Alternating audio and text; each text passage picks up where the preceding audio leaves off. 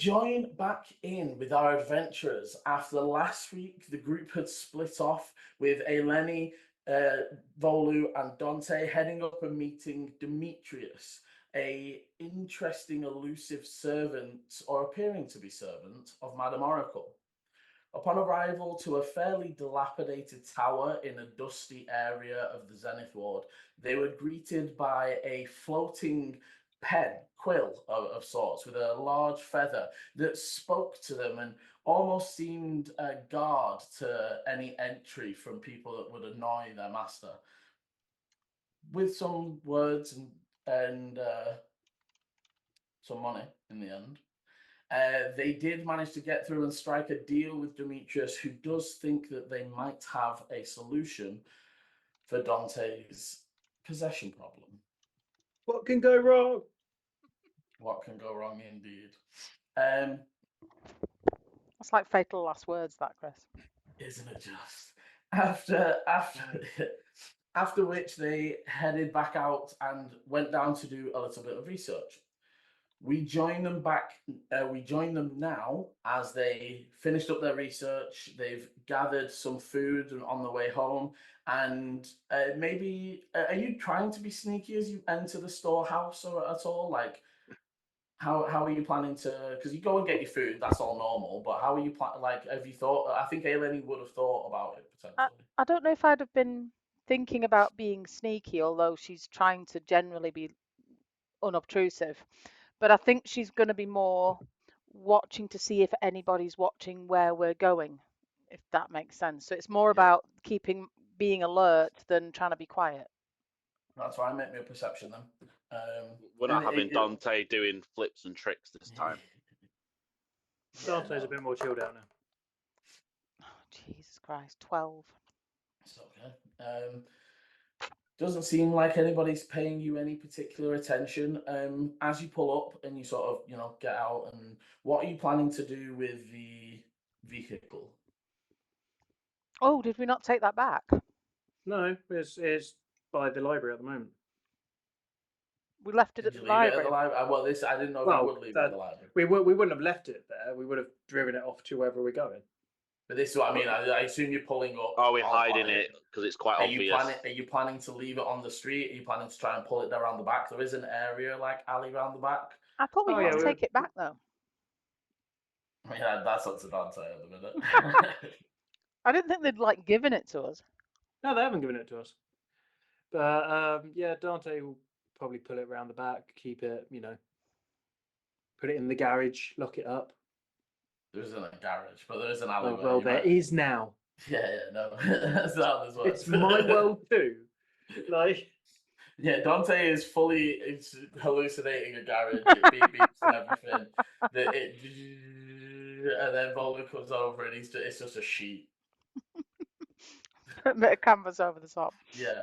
I mean, you can fully attempt to hide it and cover it from to be honest, we're in their storehouse. If anyone was to have a look at this car, it leads back. It's literally the Glass family car or Glass business car at one of their warehouses. It's probably not there overnight though normally. And it's not a warehouse, it's a house that they happen to be storing things in. Okay, well, fair enough. I mean, if it still goes around the back, we can still put the cover over it. Happy to help try and hide it if you want to do more. You can easily just tarp it up. If you want to go further, I would require rolls, but a tarp over just it stops it. But yeah, if so is that advantage? Dante, if you want to, you and Eleni. I'm happy to help you if you want to roll. I can help too. Are you going to give me guidance, though? So I've got advantage with guidance. Is that what we're doing? Yeah. Okay, and as you start sort of rummaging around the backyard and sort of moving some things. As we're doing this, I would say 19. Do we need to go back and look at that house again? You know where we found that wardrobe and there was stuff, the threads. We went and looked at it before we did the race. Is that something we want to do, or are we just planning to get out of here? You maybe remind me what we're talking about. It was what I remember. I had the thread that caused me to be infected. and we traced other threads, and we found it at this house, and that stupid cat wouldn't let me in. I think I missed all that part. I wasn't here for that. Were you not here for that? No, Sorry, Chris. you were because it was before the race. We did it literally It just was. before the. It was The literally cat before we wouldn't had let to you go. in. Yeah, we went to this house and it was empty, or we thought it was empty, and didn't I want. tried climbing up Tried to to the climb up window, through the and then window. Possibly a timing to split off from each other, maybe. As in, like, in No, but pairs. out of game, Chris was here. Yeah. Yeah, Chris was playing, but I think it could have been a time that Dante and Eechie split off from Elenian. But I'll check. We'll see it on the No, foot. We'll see it back. we were all there. No, we were all together. Right, Chris does then know let- that. yeah, let's just face it. Like I don't remember anything, so Yeah. we just kind of go with. No, Chris it's just all right. wasn't That's paying it. attention again. That was literally it. There was thread in the wardrobe. Well, the thread led to a wardrobe. I I think- tried getting in the I house, think but the there were- window was locked, and I was trying. Then the cat. I tried persuading the cat to let me in, I think and there were it just gave me a multiple silent and ran locations, off. weren't there? Wasn't there multiple was two- locations, but we two. chose that one because it was sort of on the way and we didn't want to be late for the race. Mhm. There was one closer to the race, but on the other side of it. I'll say sort of this conversation is going on as you're coming in. You would come in to see Ichi. Ichi, obviously, you came back earlier in the day to gather some notes. What do they come upon as? I imagine there's some moving around. Originally, you just made bedroom space. So there's a room upstairs, obviously, that's sort of cleared for seating. But yeah, so you would hear them coming in through the door because they're talking back and forth. Ichi doesn't like rush them. It's just kind of like is on the floor in like the center of kind of like what Ichi's kind of makeshift into like a living space, but like research kind of room of just then their notebooks open. There's a few pages around and just notes kind of scribbled on everything. Kind of sees them kind of come in and it's like, how did everything go for everyone? We found some interesting stuff. I mean, Volo, you found a fair bit, didn't you? Yeah, I'd like to kind of maybe try and find some other stuff, but the stuff about the fire and the elemental plane, it's something we could look at if this continues to spread, because it could follow us wherever we go. Okay, that's very handy. Dante? I was just literally about to ask. We did mention, obviously, Beachy wasn't here, but we did say to Ichi, didn't we? Like as we passed. You said briefly that yes, that there was a potential solution, but I think if I remember, you didn't want to go in depth with it. Didn't we have the Mastiff with us? Yeah, each had sent the Mastiff with them. If that doesn't it was more just so that they could, if you got into trouble, you could send the dog to. Right. I wasn't quite sure how it worked. I think at most it might be emotion. It's a mile, I think. No, it's full telepathic, but it's distance limited. So while my steed is within 1 mile of me, I can communicate with it telepathically. So this is it. If you were further than that, you would have to like say to it to run back. It would run into the mile and then be able to call him. Okay, then Dante just looks and goes, I think we've got. Oh, there's a chance that Demetrius will be able to rip out Tenebris from me and put him in the sword. In the sword? Yes. Okay. That's good. It does mean that because of the time scales, he has said it will be a bit more of a basic enchantment on the sword, so we have to guard the sword at all costs. Of course. I've also got some backup things, also things that we can use to enhance that. Obviously, objects in which can be used to bind them helps kind of obviously lessen the tension of the original binding. Also, we can use aspects of the creature itself. So perhaps if we collect some of the ash that you give off when you're in your hybrid form, might be able to be used as a component because it's an aspect of Tenebris that is leaking from you. That is a good idea. Oh, and there's also just, taking you to a leaking portal, but I'm not quite sure where one of those is currently. Did he have a time frame? He needs a couple of days to order the parts, and then we're gonna go pick them up. Yeah, I'm pretty sure because he wanted a few days, but I think you forced a day, like basically 2 days, but the night of the second day rather than it being the morning after the 2 days. So not tomorrow, the day after. Yes. One of the things I do want to counsel about, Demetrius is not the person that I had assumed he was. I think I assumed he was some kind of minion of Madame Oracle's, but he's obviously not. His house was quite strange. It had a lot of, I don't know, pictures that seemed to move, things that were odd.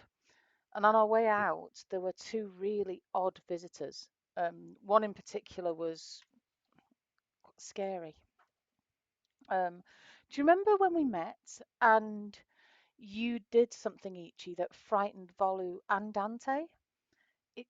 It was like that. It was all of a sudden I was terrified of this person and I had to get away from them. But yeah, I suspect he has his own standing. I don't know that those. It's not that I don't trust him, but I think there's more to it.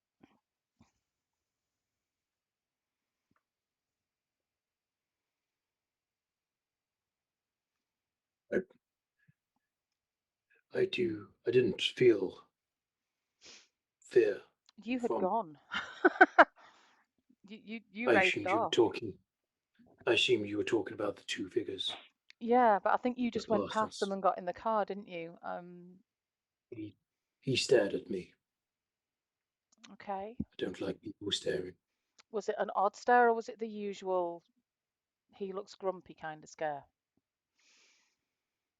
I don't know. He just stared at me. My moths freaked out big time. This is my insight being absolute shite. So because that was Yeah, it. yeah. We fixed looks, and then we didn't. Yeah. But his skin looked black.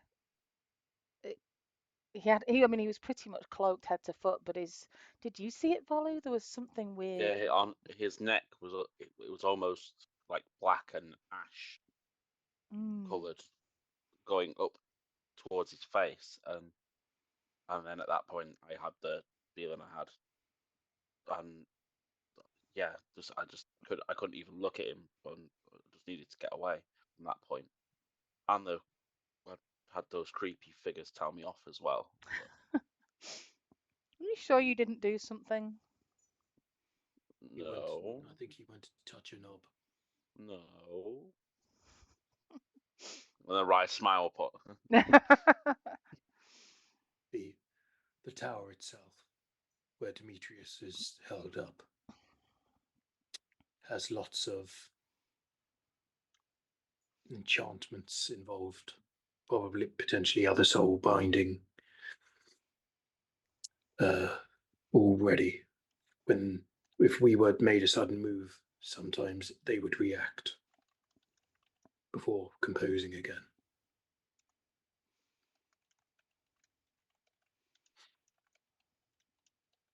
It was a fun place. So with that said, I mean, he is going to get in touch. Hopefully he has the skills we hope he has.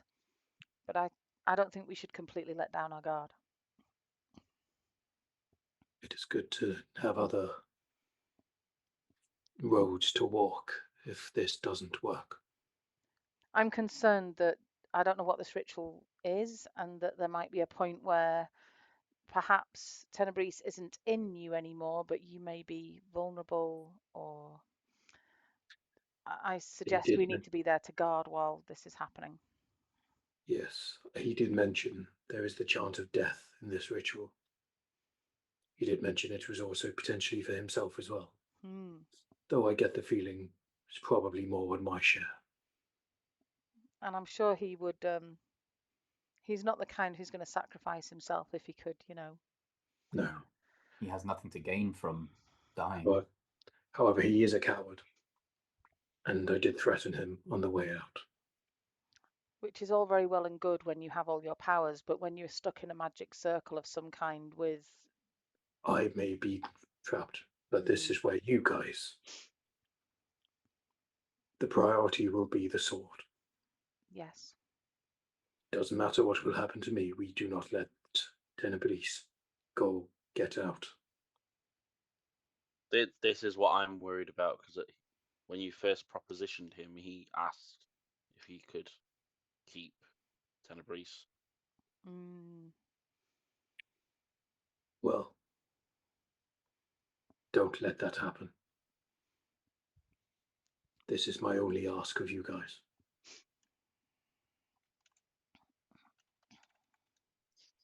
If whatever could happen to me, we do not want to let that monster out.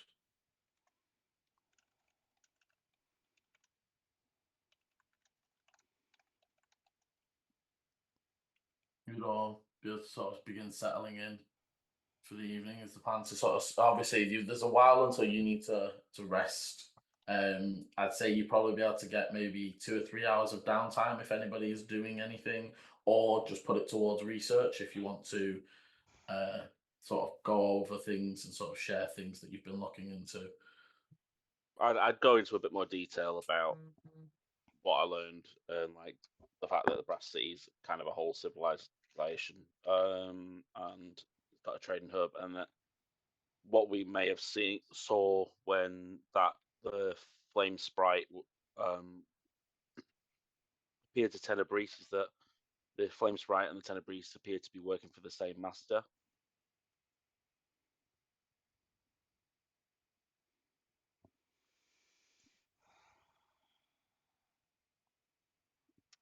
Right. What has that got to do with anything further? It's... But anything we do to Tenebris, someone will know about. If his master can track him and knows where he is, even though... In my time, the lucid feelings of conscious time, consciousness even, over the centuries,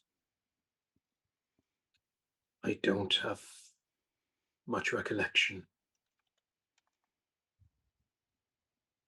I would have thought if he has a boss of some kind, or he's working for someone, I would have thought at some point they would have been in contact. But that is just a guess. But would you even know? Like, I do not know. Do you want Did you- Dante, give me a flat history check to see. So it's basically, it would be advantage for all the things bonuses you get, but it's disadvantage because you're trying to call on memories from a time when you were like deep sleep. Let me. I have to focus hard to try to think of this. yeah, I'll put my hand on his shoulder at the same time.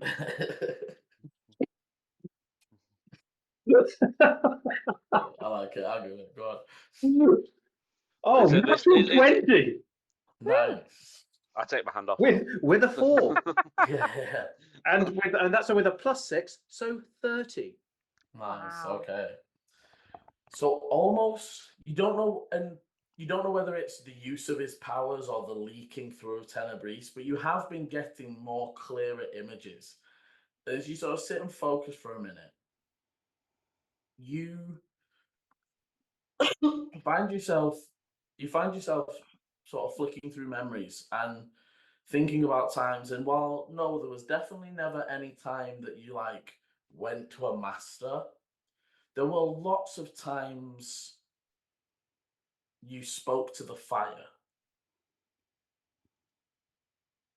And actually, as you're thinking, you would give locations, but also you gather that often it wasn't like details. So it's like I found it, or no, it doesn't seem to be here. I'm going to move on. It was never like details and those sorts of things that you can pick out, but it was always moving on to the next thing, moving on to the next thing. But he often spoke to the fire. So And you never heard response. You don't like it because like you in this state doesn't even understand the connection or whatever, the magical connection. So in Dante's doing this, he's paused and he's really trying to think, and it's almost kind of going into a trance almost, what he's trying to imagine, like trying to recall something that he's not sure if he actually knows or if it's a memory of his or Tenebris's. He starts to kind of like react and almost wince in pain and just goes, he spoke with fire. He used to talk, say things to it. I can't think further. He would name places or say he's done a thing or something along those lines, but I can't remember any further than that. So it's possible maybe he was reporting, but I never heard any responses. I don't know why. Maybe I wasn't able. And you definitely never met any other Afriti. Like, you know that for certain. And I definitely never met any Afritis. Did you? Can feel that's for certain. But do you remember, did he sound like he was reporting back because he'd been given orders, or whether it was more casual and he was just sharing information? It's hard to remember. It is so jumbled. Going back to a time like that, I don't know. I don't know if I'm remembering his thoughts or if I'm just pushing through. It's like trying to look at a mirror in a puddle that's being splashed. By that I mean reflection, not a mirror. I fully just got the image of you putting the mirror in the puddle, splashing the puddle. That would be hard to look in the mirror. I had the mirror being liquid with the ripples on the, but yeah, okay. Well, that was how I wanted it to be thought. See, I had a mirror on the wall, and you'd accidentally spilt something on it, and then I just had Chris fumbling over his words.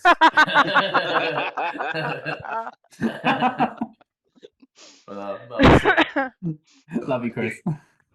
You guys are dicks. It's hard to recall.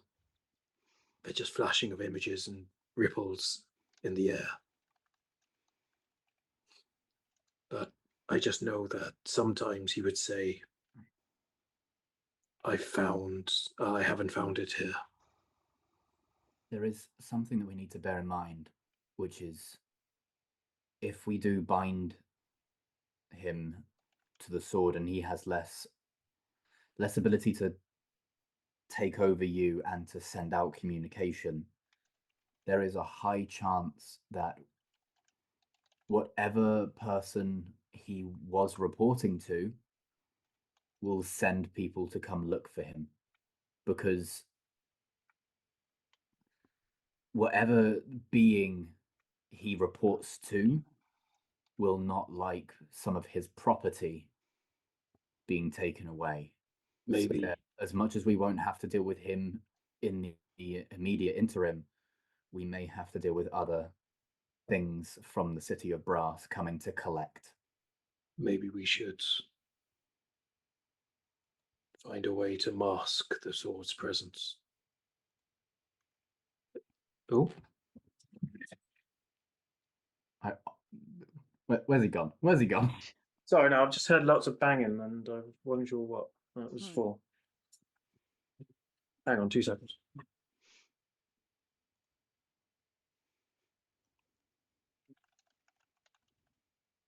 Oh, sorry. We good? For the moment. Yeah.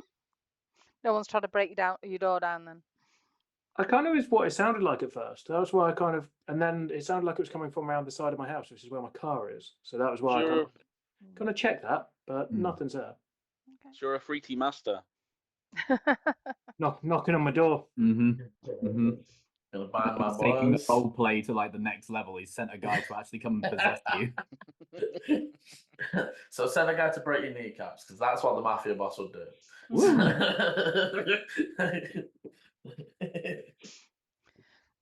But yeah, sorry. Cool. So yeah, Ichi, you were saying. Yes. So it's you say about like disguising the sword. That might be something we can do. I'm not sure how fully yet. Without harboring your abilities. That's another thing. I am not concerned with my abilities. Okay. Well, then we could always just contain the sword and put the sword in a lead box and hand that to the watchers. I would rather maintain it myself, if that is all the same to you. Yes and no. Like, for me, yes, by all means, I would rather it be in your possession because you're the one who's lived with it and who understands it. But at the same time, are you going to bear this burden for the rest of your life of just watching over it? Don't you want to get away from it? Maybe I'm more thinking of you there. Maybe. There is a question, Dante, about you have been almost immortal, yes, while Tenebris has been inside you. You don't know what's going to happen when he's free, or at least trapped in the sword. And so you do probably need to make some plans for if you should not be here, if something happens to you early, or if actually you just now start to age the way you should have done. You need to have a plan for where that sword should be and what should happen to it. You are right. I don't know. Is this something that your order could help with, Ichi? Do they contain artifacts that are dangerous from other planes? My section didn't necessarily. We had a few artifacts from other planes, but nothing that I knew that was like this. Perhaps in the larger orders, yes, they have some safes. I'm not fully sure. It's something that we could speak to Serata about. After all, you know, he's coming tomorrow and we're not doing this for another few days, so 2 days. We're doing this in 2 days. Yeah. So he's coming tomorrow. We're not doing this for another day after that. And he may be able to do something else, maybe. Exactly. Even if he's just there to help stand watch as this ritual's going on. That is true. I would ask, just if, for what Eleni has said, I do not have kin. I do not have anybody left who of my bloodline or who knows me. So, in terms of the sword, I trust it to you, Ichi, for as you know what is best for this power. Okay.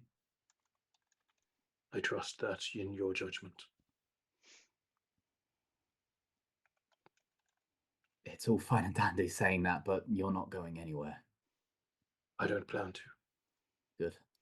I'm far Just too for a young. second there, I thought you were gonna have the whole thing happen and just run. Here you go. Fuck! All this power. And then suddenly, hi guys. No, no, Floric. Oh, Oh. loses all the gristle. Yeah, I'm looking forward to seeing what Dante might become should the Burden be lifted.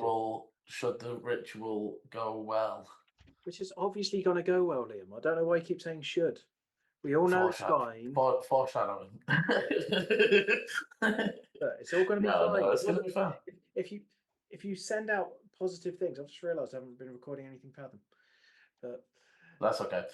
You're manifesting.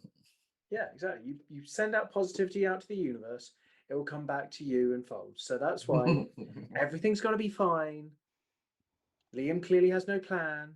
He doesn't know what he's doing. Yeah, actually, It's all gonna be I fine. actually never know what I'm doing, to be fair. So that is See, a it's all valid good. statement. Step 1, make the plan. Step 2, forget the plan. Yeah, no, it's just write the plan down. Step 2, throw the plan out the window. But yes, obvious. I will also say you would be able to tell them about. I did have.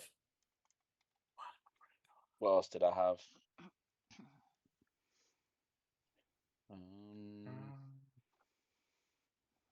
Yeah, my brain's gone. I'm trying to read my handwriting. That's the problem. I would also, I mean, just Eechie has been at the house, hasn't he? While we were out and about. I was at the library at one point. Yeah, and I remember that, and then yeah, just been at the house. So I would actually say to Eechie, did anybody come by? Have you? Obviously, Not that we think Madam Oracle attracts us to here potentially. You didn't hear anything or see anything today? Not that I'm aware of. I was kind of quite introspective and focused on what I was doing rather than people wandering around the house about the house. Sadly, but there was nothing clear enough for me to notice. But obviously, with it being people from Madam Oracle and such, I wouldn't expect it to be. And nobody else that like the people that were looking for me? No. Ichi is going to wave their hand over their eyes and cast see invisibility, and I'm just going to have a quick, like, as Eleni says that, I'm going to do a full walk around every room of this, like, warehouse we are in. Yeah. I follow you. For some reason, my brain was just like, it's a werewolf, but a house. Can you imagine? On the full moon, this man just becomes a house. No, it's the house becomes a werewolf. Oh, shit. Isn't that just Monster House at this point? Ain't that? You're just already inside it. Sorry. And then you have the warehouse become a werewolf, and it's a warehouse. I'm just liking how I've just come in with no context over what you guys are talking about. The house you're in has become a werewolf. I figured that much based on what you just said. But no, so you take a full scan of the house, and there is no sign of any invisible orbs, invisible people, invisible traps, or any sort of signs that. If you want to have a normal look as well, do you want to roll me investigations? Anybody can assist or roll their own. What are we investigating? Because I'm happy to. Basically just have a look around the house, make sure nothing's been disturbed, nothing's been moved, that wasn't you guys, etc. 16. I'm a grandma. 21. Hey, oh well, okay. With that, I'm not going to ask for guidance. Actually, yes, guidance. I'd already rolled. Sorry. Oh, I didn't know that. 6. So, from my 30, Yeah. a natural one. See, this is what happens when I don't get given guidance. If he's not blessed by Astera, all goes to shit. Eleni, what did you get? 21. Okay, and Ichi? 16. Okay, so scanning around, everything looks undisturbed. No signs of any invisible things, and nothing other than the stuff you have moved seems out of place. Eleni, in this, I would also allow you to set up any alarms or any other things that you want to set up. Yeah, I would be Is there a back door to this place? It's just a front There's a door. back, yeah, well, front and back door. Though the back door is like shuttered and boarded, it's like it's not for use. But there is an entrance there. How likely does it look like somebody would get through that back door without us hearing? Very unlikely. They would have to use magic to get through the door with it. The same that would get them past the alarm spell. Do you know what I mean? Like it's that level of they would have to pry the boards off the outside. I'm just checking, Liam. Have we had a long rest since the last time we did anything major? Oh no, I don't actually, it think- might just be no. my disguising myself, but I don't know if that. Disguising, and also you pinged a sense for creatures. I did, so that's probably why. No, That's fine. not since those have been spent. So in which case, I would put one proper alarm across the front door.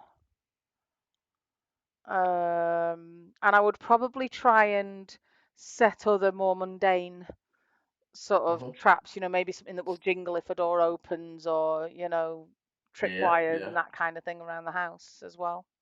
Okay, yeah. So if you want to give me a sleight of hand to sort of go around setting up a few things that are precariously placed and 7. Okay, so you set up a few things that you set up what you can, and you guys would be able to move through to. I imagine that you're almost like living in the upstairsy bit where passers on the street can't just look into windows and such. And yeah, again, unless you want, we can rest and skip forwards, or you can. There's probably maybe another 2 hours. You can knock off any of the if you guys are doing any downtime stuff. No, I don't think I would. I think I would probably just go and sit and think for a bit, and just get some. Bolo's pretty sleepy. Yeah. Dante takes a pen and finds some bits of paper and just starts scribbling things. Okay. And Ichi?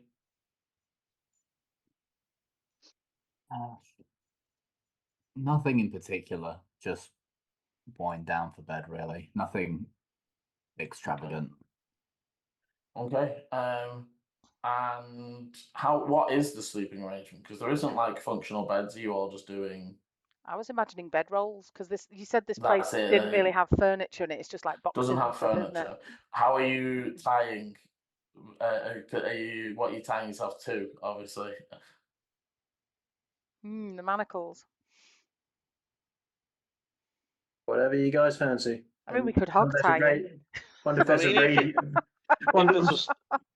If there's a storage house, there might be like a hook or a railing somewhere. Oh, great! Proper kind of like. You can say we can all manacle and then just like through the rafters and kind of like have suspended. Yeah. Yeah, that does great work for your shoulders. I mean, I was thinking like one wrist to one ankle, and Oh no, yeah, full hog tie, so that Yeah. he's just hanging like a together. just kind of throw out there, because I mean Dante would just do whatever. It really doesn't bother him. But this group is definitely not a good group. Maybe it's just that you bring this out in us, Chris. You're not the only person to say that to me. To be fair, I think Ichi, as you don't Guys, hang on. really. Are you okay? You Go check your stuff. No, it's not me. Is this house turning into a warehouse? Maybe it's haunted. No, it's not. Well, I heard lots of slamming of doors and that, and then I just started hearing screaming. Oh. So I kind of thought, oh, I'd better have a look at that. But no, it's kids screaming, but joyously. As per usual, are they dying or are they having fun? Yes, yeah. Of course, that was it's only it's only weeks away from Halloween, so anything could be going on, right? Mm-hmm. I'm in London. Ooh. But yes, sorry. So I'd say that Dante, you would know that with the chains, like feet and hands could be done separately, and you would hear him. It would still be difficult for him to move around. This is it's going to be less like him getting up and moving about without us noticing is not the worry. It's more using of swords and such. So it's going to be manacled to like waistline, but like arms crossed, so that right arm is on left hip, left arm is on right hip. And Yeah. then swords are removed, placed in a separate room. Yeah. That's the way you like it, mate. Yeah. I'm down for it. Sounds good. Okay. Allows you to Okay, still actually so- sleep comfortably as well. Yeah. Hmm. So you are able to try check off a long rest. Brilliant. Thank you. Waking the next morning after sleeping pretty well. It's you've not been on the road for a while, but being people who are used to the road, this is still nicer than just straight out in the outdoors. But you get a good enough rest and awake the next morning, and with a plan to be made. Obviously, there's no food and service here. You might have to head out and get those sorts of things. But what is the group's plan for the day? Well, I mean, we do need to go and buy food and stuff, but also I was going to have a look perhaps for some better armor than what I'm wearing. Mhm. And I'm trying to remember, Liam, what we said now. I think we said studded leather, or maybe even, I don't know. Is it breastplate? What's the one that doesn't give me a massive disadvantage Your on the? Breastplate's fine. Breastplate. Yeah. breastplate's fine. It's whether if your dex is much higher than a +2, Yeah. because that's what it maxes out as the bonus to. It's +3 my dex at the moment, but I'm So currently +2's fine. I'm currently on a 14 AC, so I Yeah, want to try breastplate and would at least boost bring that you a to bit. 16 because it's 14 plus 2. Yeah. Well, plus a maximum of 2. So I'm happy to go out and do some foraging because Volu will need feeding at fairly regular intervals, and I think it'd be good Yes, to have I will. some food at the storehouse, right? Even if we eat out as well. I need to pick up some resources in prep for Dante. Okay. Okay. So a little bit maybe Volu and Eleni heading down. I'm specifically looking for diamonds. Mm. I did also want to pop in and see Arcanair. I feel like I don't want to just disappear. I need to at least tell her that we will be leaving in a couple of days. And I think we've mentioned that already, that we weren't going to hang around, but I don't want to just disappear and not at least say goodbye. So Yeah, makes sense. Ichi and Dante, are you gonna tag along and go with for the now, or have you got other plans? I'd imagine for now. I don't know when we're meeting up with Sir Arthur. Yeah. Oh, I'd forgotten about him. Yeah, we're That's meeting him today. So I'm going to be following Ichi's guidance, as it were.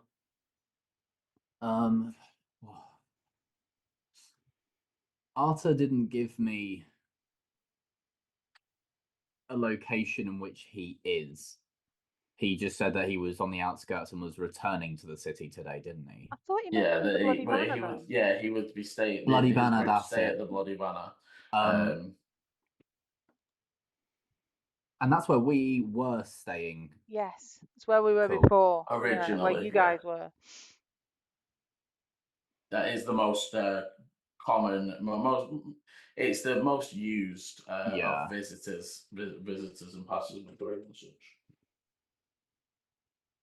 Before everyone left this morning, Ichi probably would have grabbed everyone and said, would we prefer for us to meet Sir Arthur at the Bloody Banner, or do we want to meet here? Or I don't want him coming here. I know that he's probably really trustworthy, Ichi, but I don't really want anybody that I've not known before. Oh no, that's this is why I'm asking. I wouldn't. Yeah. I've only met this individual once, and as much as I trust my order, that's my order's business. That's not anything to do with any of you. So do not worry. I will not bring him here without permission. I think Do we just want to- between everybody that I don't, there's a few people and factions in this place that I don't want to know we're here, including No, of these course. people who might be looking for me. Sorry, Valen. Yeah. No, I was also going to say, do we even want to meet him at the bloody banner? Because we know we're being We're That's sort of the- known there. tracked. That's why I'm posing this question. Is there anywhere in particular that we would like to meet him? Anywhere that we feel more secure? Is the Rusty Bucket safer? Or we could even choose in the open in one of the gardens, where in public. I mean, that depends on. Again, I trust that Sir Arthur isn't going to stab us in the back. It's just really depends on where locations that about- you feel safe talking to someone. How about Of- we go to a place where there's less likely for people to like overhear or meet or have any issues? Sure. For example, where we fought in the race. In the cave. As good as place as any. Yes, there might be a few guards there because of recent activity, but It's just an idea. Alternatively, it's either go to a place where nobody is, or hide in plain sight where everybody is. no, of course. If anything, the caves might not be a bad idea because at least then we can direct his attention towards the things that we saw down there. Yes, that's not a bad idea. The guards already know things are going on, so He might have a view on the golem and the Zorn. exactly. Okay, I will. Dante and I can head to the Bloody Banner now and leave a note for him to meet us. Should we say in the evening? Sure. Yeah, why not? Wonderful. I'll leave a note saying 6 p.m. in the caves. Wonderful. Thank you, Eechie. Okay. Sounds good. So yeah, we will head as I've, they head I've off. realised what I've done by saying this. I've literally just set up a giant fight. Yep. Like, If you hadn't, you have now. I was like, why would we go and meet No. some bloke in a cave where there's nobody to see us, and even if he's on our side, we could get ambushed. that was why I said either go for surrounded by everybody. I suggested in Round the about an hour. park, right? No, it's fine. Yeah. Yeah. no. Okay. The cave does make kind of sense because of recent activity that we have had. Also, there is aspects of if there are guards there and he starts attacking us, hopefully we have backup. If there are guards there, yeah. Yeah, No, yeah. it's fine. If there are, and if not, we still outnumber him in a way, and it's also a location we are familiar with that he is not. It's fine. I thought Eleni's that's where very you met him. No. I think we should use our ask to borrow the car again. Not the normal car, our race car. We probably need to take this one back then. Oh, shame. Okay.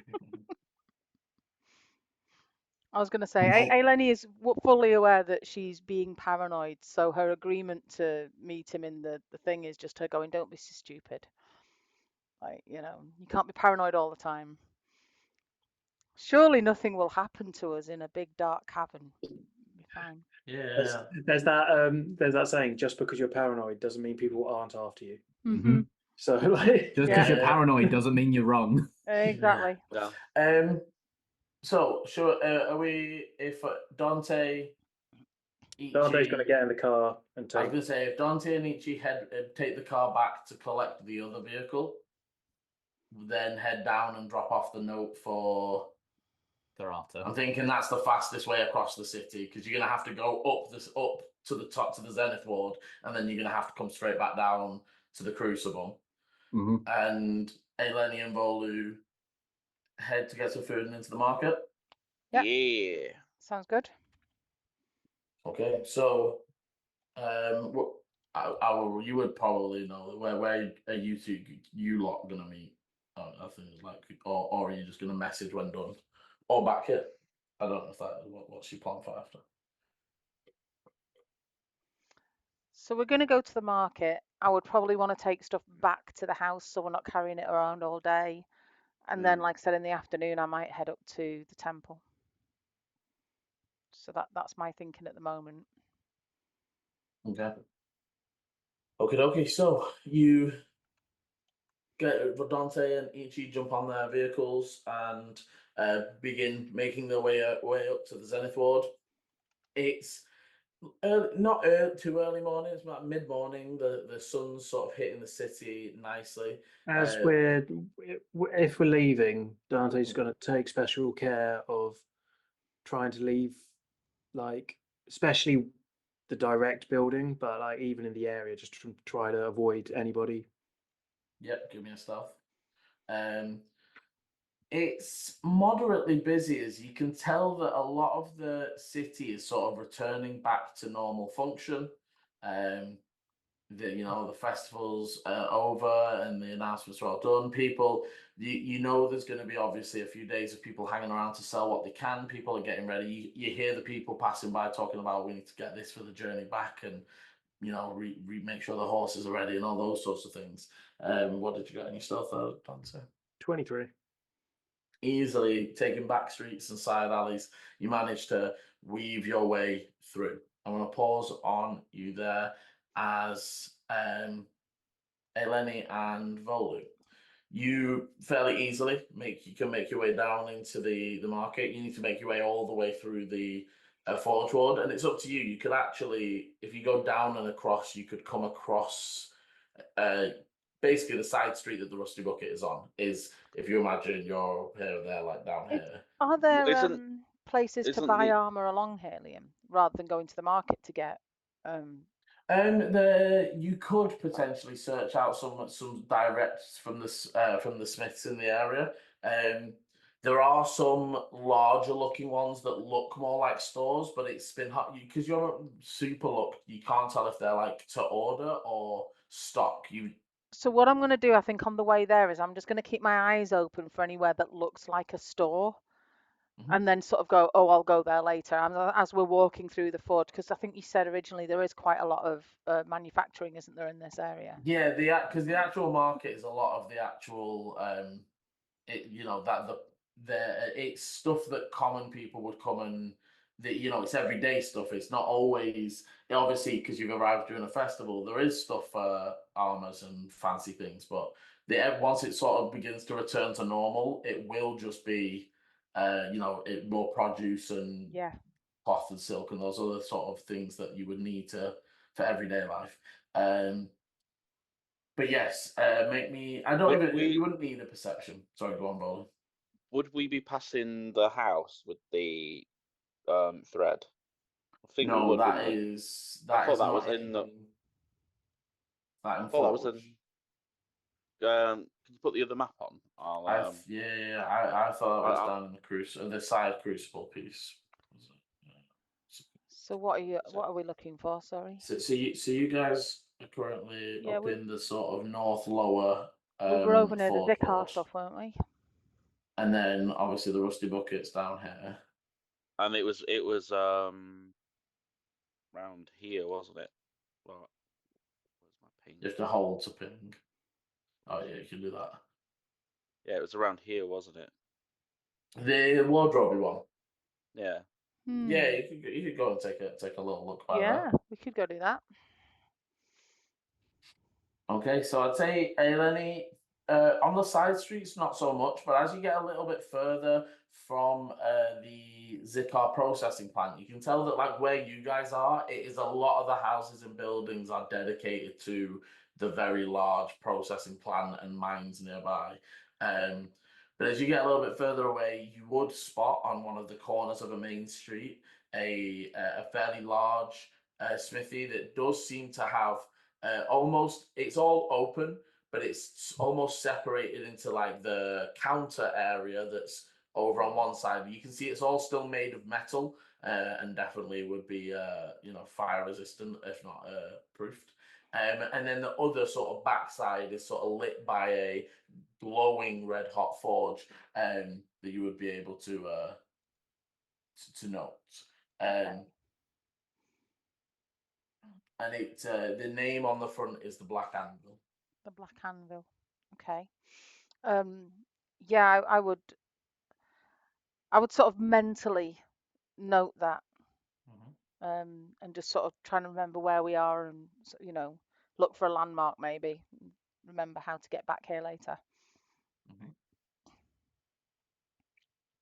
Okay.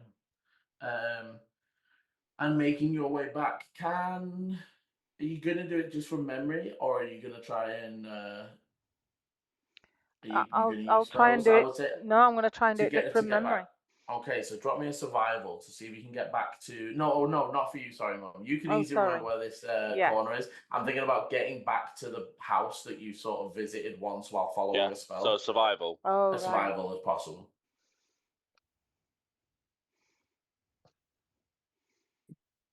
Can I aid him?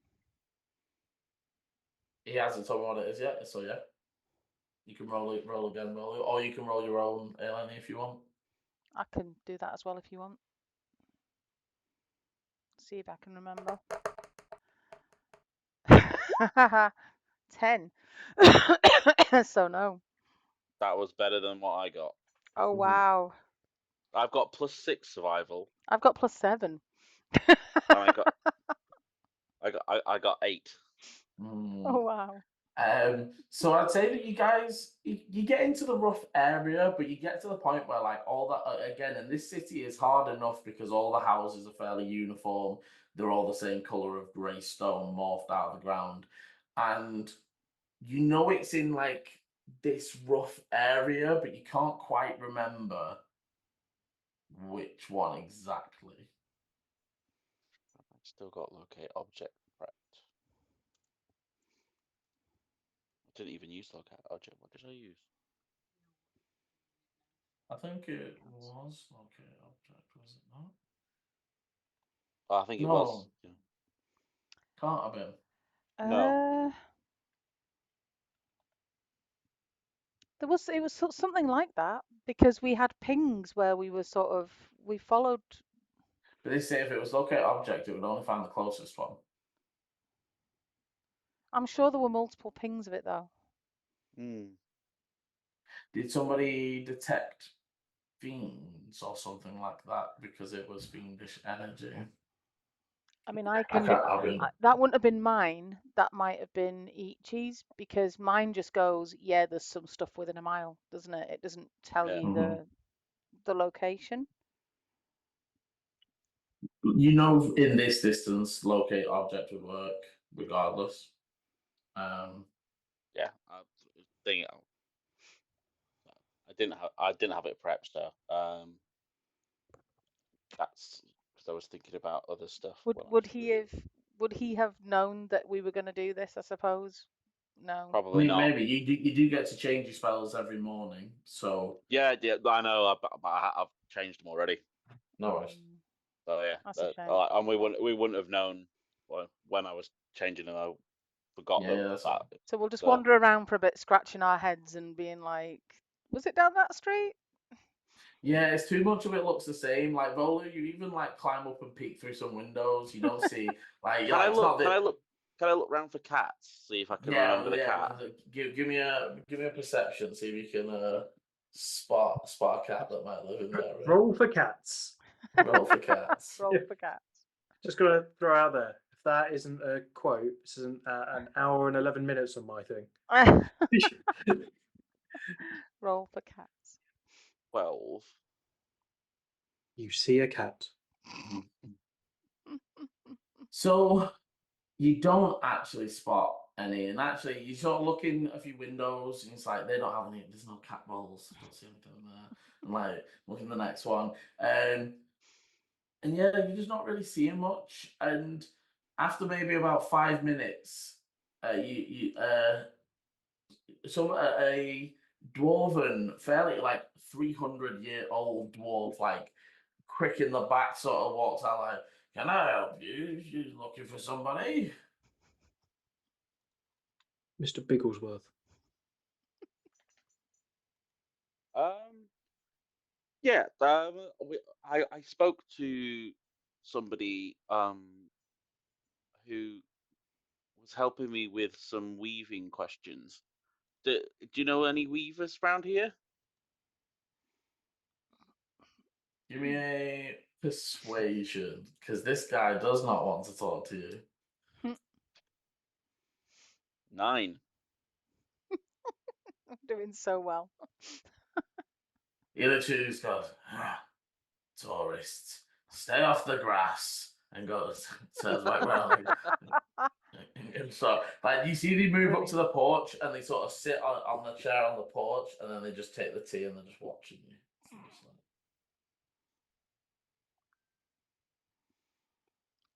Remember the wardrobe was red, but I can't remember what the outside looked like. I thought there was It like a dark. courtyard. I thought we sort of went almost into a courtyard, and then there was the door, and then we sort of climbed up the side of the door almost to where the window was above. Yeah, that sounds. Does sound familiar. I was too pumped up about the death race. I can't remember. you take a look around, and there's only one of them with a courtyard.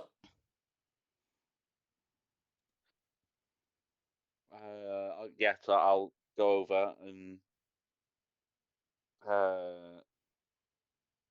is anything vaguely looking familiar? Am I getting any senses or anything from it? As you get a little closer, it's hard to tell. And then you sort of, again, like, you take a little peek through the window, and you just get a glimpse of, like, a cattail leaving a room. And then you hear from the, like, there's no weavers over there. That's a house. It's where somebody lives. He sort of, like, stood at the end of the hall. Sorry. I'll just look at him and then go. Someone can live in the house. Thank you, though. And then knock on the door. Can I? Yeah, okay. Yes, I- It just the accent you just dropped for that. It's just like there's no one living over there. It's proper yokel. Yeah. And he does. He just imagine that. Just be like, are you local? just takes a big sip of his teacup and just continues to stare. There's a bit of a pause before a middle-aged human woman comes to the door. You can see the sort of different bits and bobs of, like, cleaning, and it looks like, as you sort of look past, you can see there's a few different people in the house. It looks like they're clearing up maybe a party or something happened. Like, there's definitely, like, there's 17 glasses in the room to the left of the door. Like, that sort of, it doesn't look like anybody's still here, but the cleanup crew is definitely like, someone opens the door and goes, yes. Hi. I was speaking to somebody earlier, and then are they in, or are you leaving? No, the owners of the house are not. Well, they should be back later. Did you leave something at the party? Liam, does this house even look familiar? I mean, are we now just Yeah, I wandering mean, up to no, houses that have it is the castles? only it's the only courtyarded building in this block of houses. So the rest are sort of grass garden, so you know what I mean. So it's you But- sort of like. But But Eleni feels like this could be the house. It could be. It's got the same sort of thing above the door that you would need to climb up, Okay. and obviously you didn't do much looking inside the house. No, but this But is what I'm thinking. I'm just imagining, in theory, I'm a ranger, so in theory, It I looks fairly find my similar. way around places, right? In theory. Yeah. So I'm But- like, yeah. I'm doing all my conniving and getting the house. Go, oh, no, wrong house. But I'll say that, like, But yeah. Yeah. Did you leave something at the party? You can give us a description and we will keep an eye out for it. I think I have it. I don't want to disclose it too much because it's quite personal. But I'm pretty sure that I left it in the bedroom. Give me a deception and I'll give you advantage. Come on, Holy, come on. saucy little minx.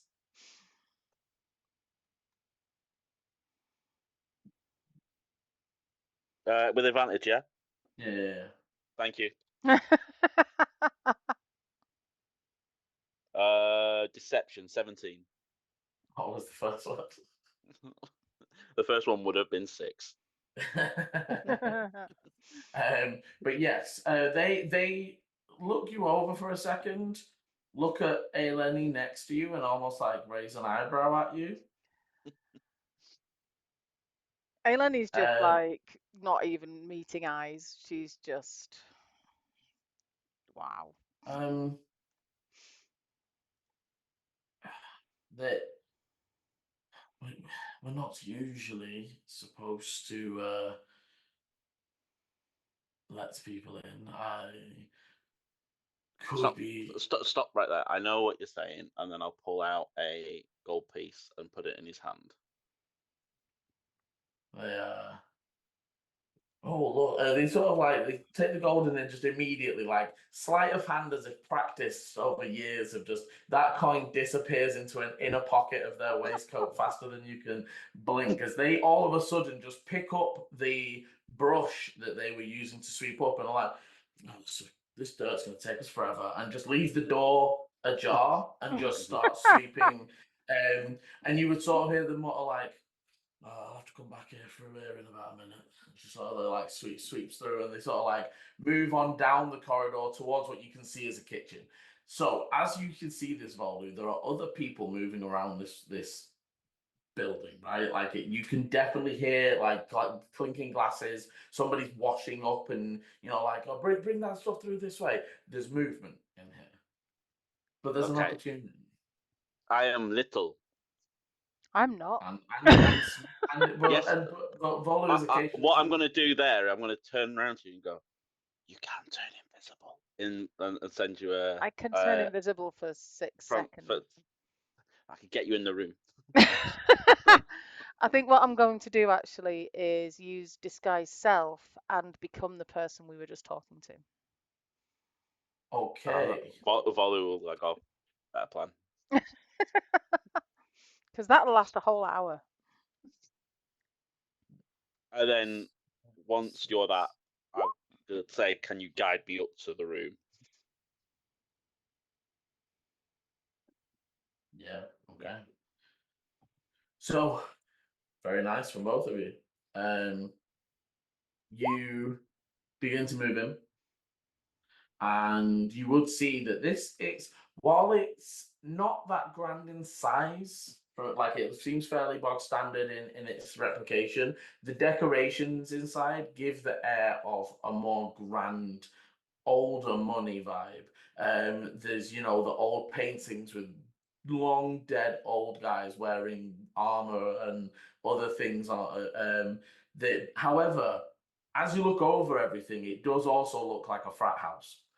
And there is literally that room is covered in drinks. They're mopping up something from the floor. You manage to. So Volu, how are you going through? What's your plan? Sorry, are you just invising? No, like because she disguised as one of them. Oh, you're just playing it off. Okay, Yeah, so what I'm gonna as if ask I'm for showing him where the room is. I'm gonna ask Yeah. then either for a persuasion or a performance more than a stealth, if that makes sense. Ugh. Okay, I'm gonna go with performance because I'm pretending to be someone else. That makes sense. Did you say I'll say performance or yours. persuasion? So Eleni's, not that you needed it, but I was going to say advantage while you have because at a distance 19. people are going to assume, right? So actually, so that would be a 20 actually, then dirty 20. Okay. And for Volu, what are you going for? Persuasion. Yours is more to keep you cool and play it off like, yeah, I'm just being guided by this person and not. I'll even allow a deception. I'll allow a deception over a persuasion if that changes anything. But yeah, that's good for me. Thank you.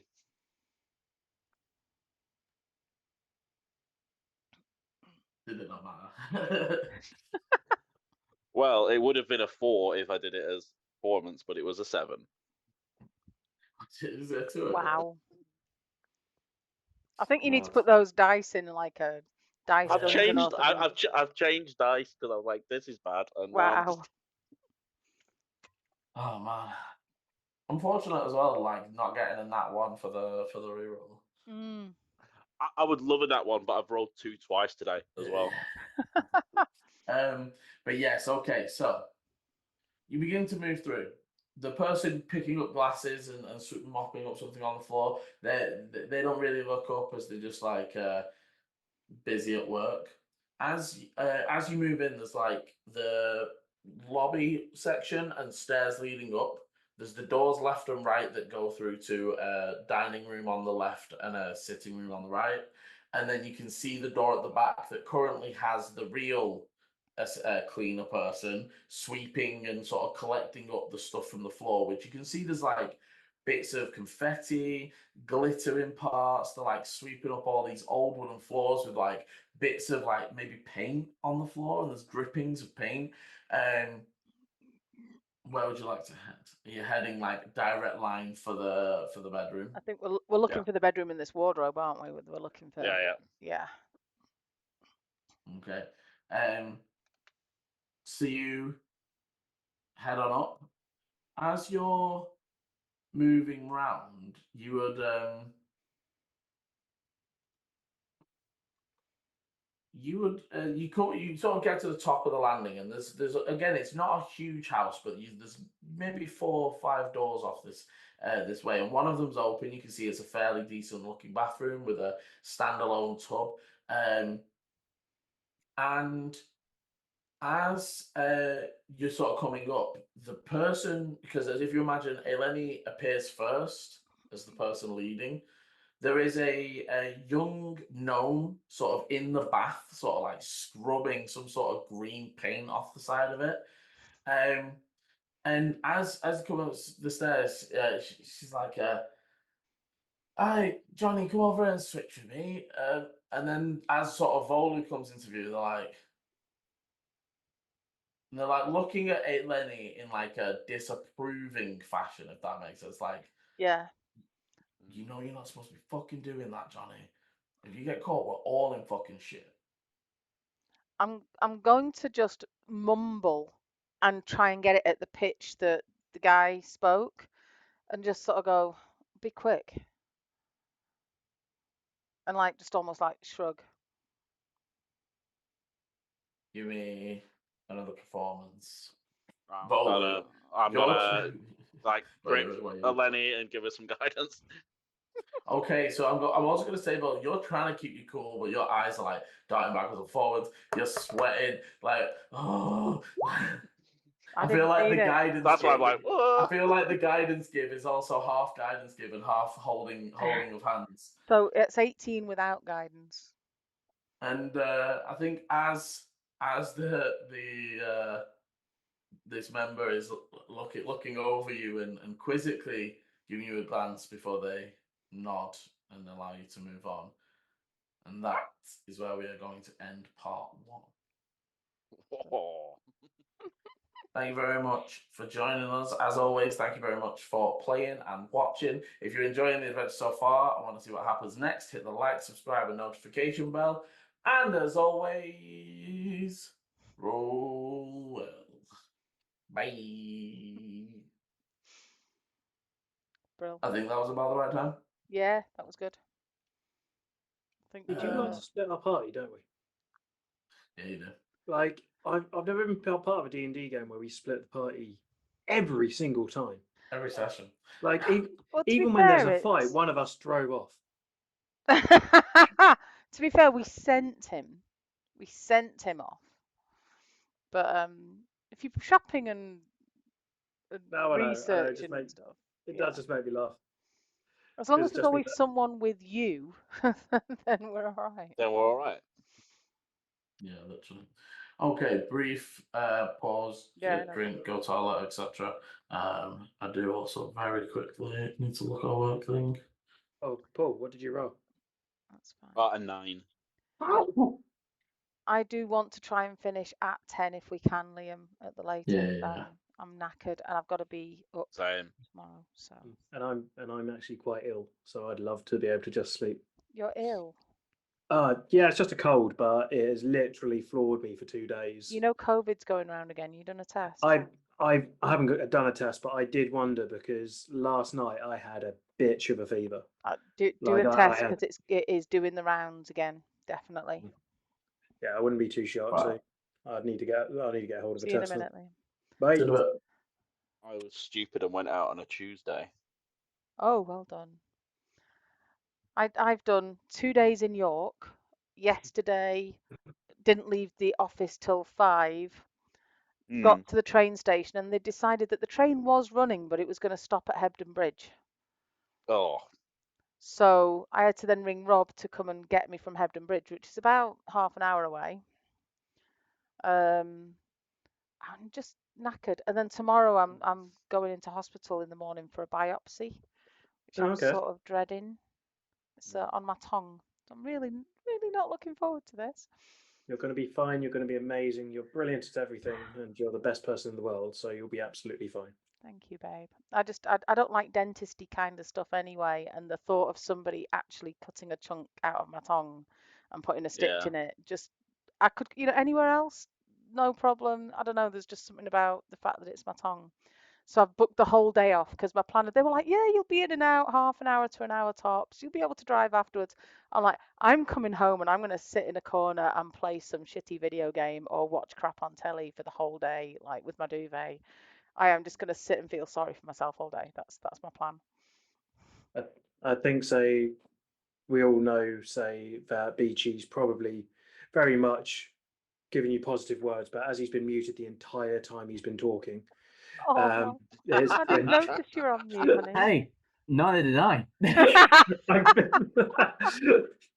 I've just been watching you go. I didn't even see his mouth moving, or I would have No. stopped and said. In my defense, the reason I muted myself is because my internet's been playing up, and I've been like swearing under my fucking because I like haven't been able to hear half of these conversations, and I'm sat here going, Oh "Please don't talk no. to me and Dante. Please don't be talking to me and Dante." Well, we're going to come next, mate. So, Yeah.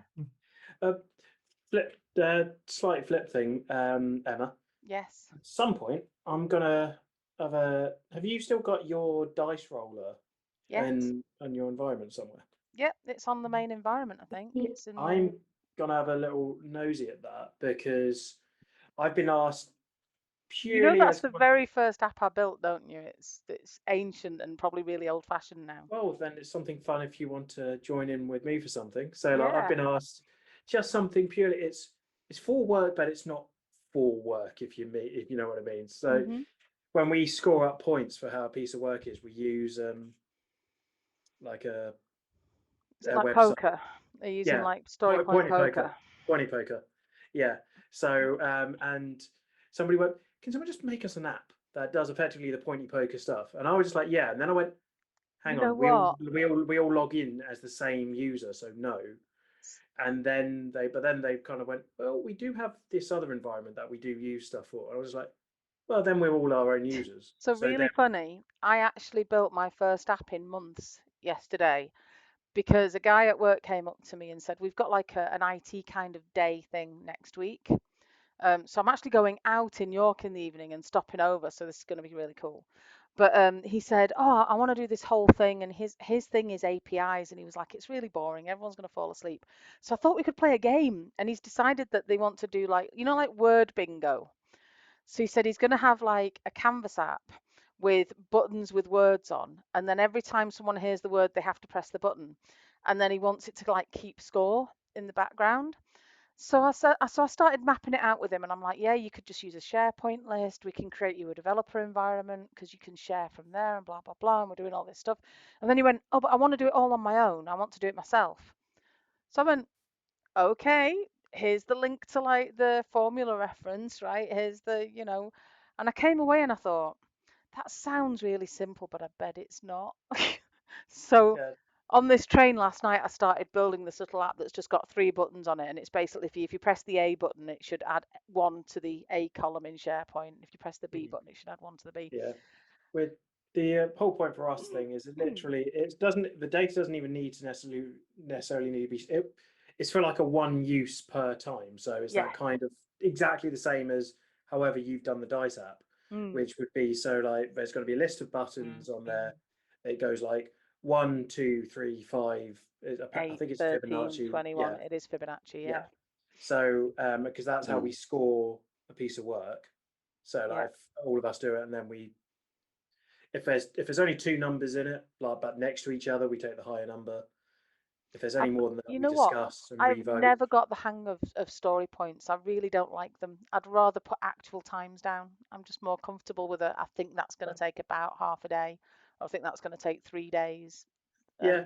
Yeah. I mean, so there is obviously things with it, but because I mean, we actually brought that up in a discussion relatively recently. But just it'd be something. Just it'd be good just to have say like, so okay, you've got one of us or whoever is kind of like got the master sheet of the numbers come through.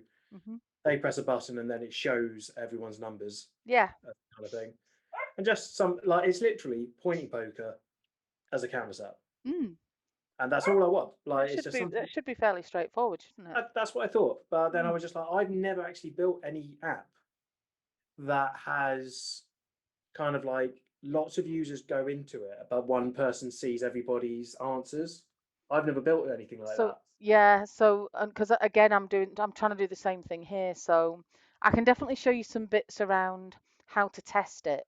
So one of the things I always have is that I always have it like you need to know who's logged in, obviously, Yeah. but for testing, you need to be able to try it as different people. So there's like, well, how do you hold that, and how do you sort of trick it into pretending who's who, and yeah, but no, I had real good fun yesterday and this morning, but it was really simple stuff that I was like, I used to just know this stuff. And then it was like, well, I need to put it in a variable.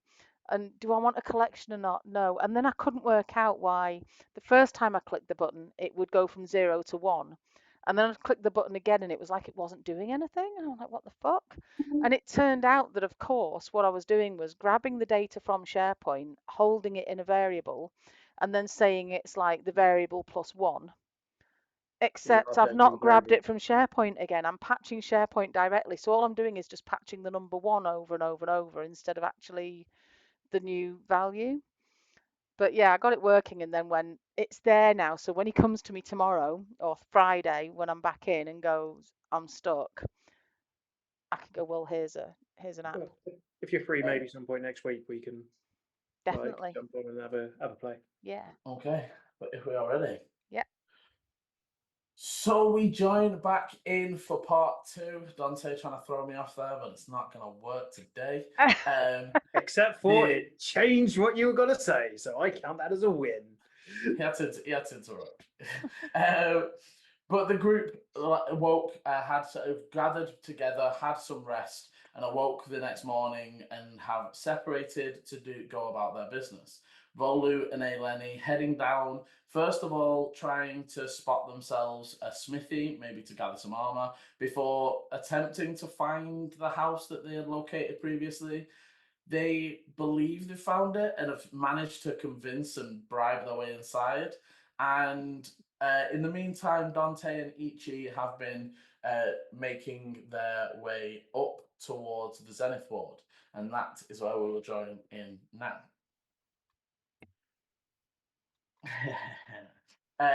What, you and a whiteboard is a bad idea, yeah, for sure. Honestly.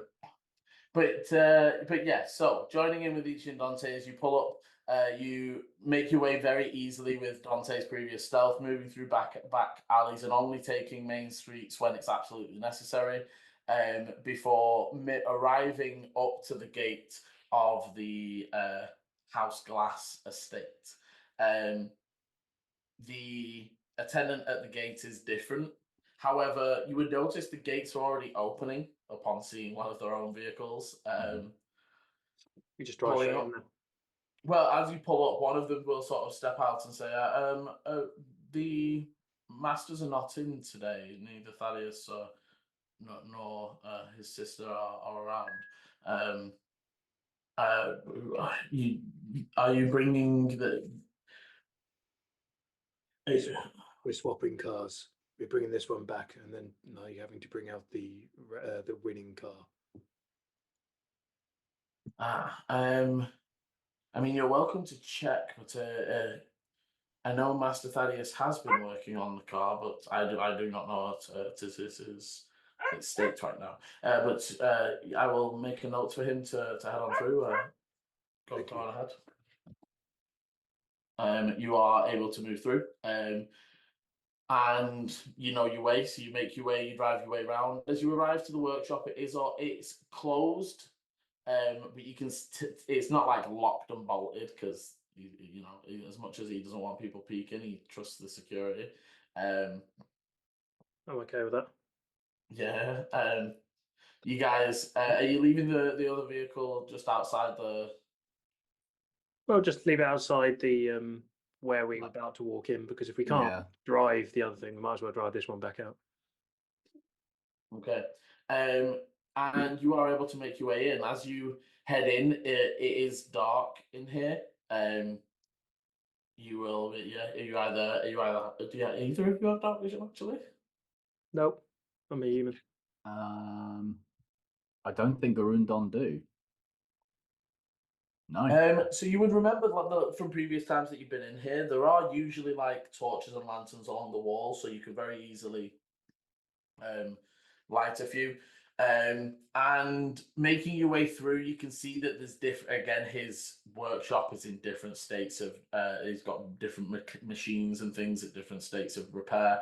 And at the back, you can see that currently the vehicle is there, and it still seems to have all its parts, but it is stripped of all the outer armor. That where you took most of the damage, and you can see that on the side they're sort of hammering out and straightening the armor again. You can see that there are a few that are done and are like drying, having been repainted and resealed. But yes, it's basically functioning, just no armor. So that means it's faster, because that was the thing that slowed it down. No, technically the thing that slows it down, because you already dropped all the weight and got to max speed. Mhm. The 45 you were doing is like the max output. Yeah, we could have made it more armored, but sacrifice speed, basically. Yes. But basically, the normal, if you imagine even the cockpit, so the normal cover you get there, it's almost like shell and metal netting, rather than a full plate of metal. Does that make sense? So you fully can take it if you wish. Dante just looks over to Eechie and goes, So,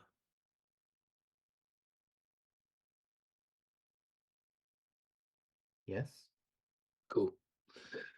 Dante goes into the goes to, like, he'll call out. He'll just be like, "Is anybody here? It Robots, droids." It echoes out. Nothing. No response. Neither of us can see magic or anything. No. Well, I mean, I think you can, but not like just off the bat. Well, yeah, no, but Ichi, can you see magic? I'll cast see invisibility. Yeah, there's no signs of any orbs or scrying or any divination in the area. Can I just say, whenever we speak to Builder Man, they need to work on their security. Dante, we're You- not just going to take this without alerting someone. We You are just currently. just said. I said yes with a question mark, as if to say, "What are you thinking?" If you just assume there's a question mark there, not everyone's always going to understand. You shouldn't assume things. No, you're right. I took apologize, that. Dante. I took Dante, that you as are not stealing this vehicle. I will also remind Dante, he did tell you had free pass to come and go because you told him you might need a place to stay. So you guys getting let in isn't as no, that's fair.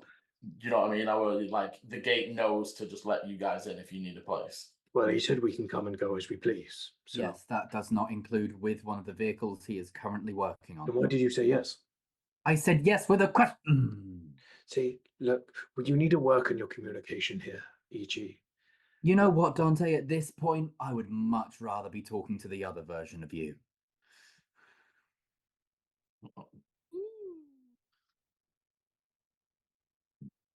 Oh, suddenly someone's a little bit quiet, are they? Right. Wait till Stay tomorrow. with me.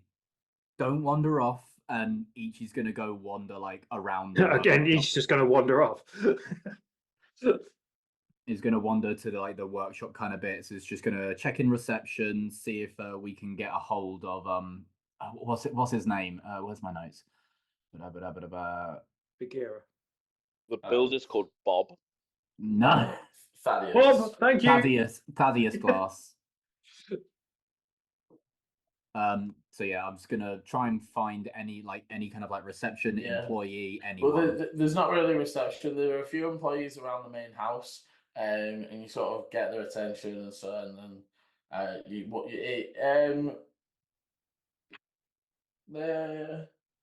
okay, it's a tabaxi. They look like they're dressed for gardening. They've got sort of protective boots and like overalls that go all the way down and tuck into the wellies, and they're sort of kneeling at the moment, ripping out weeds from around the shrubs that sort of make the edges of the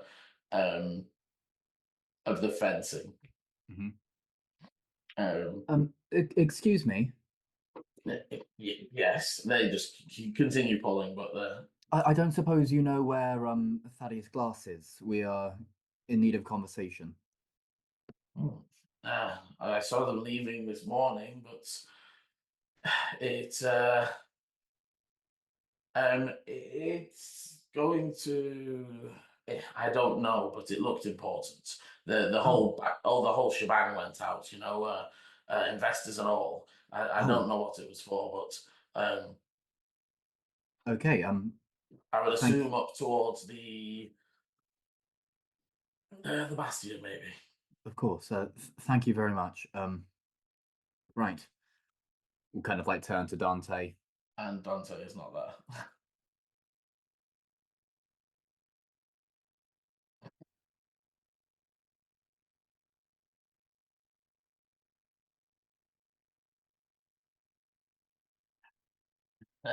I'd say you look left and right.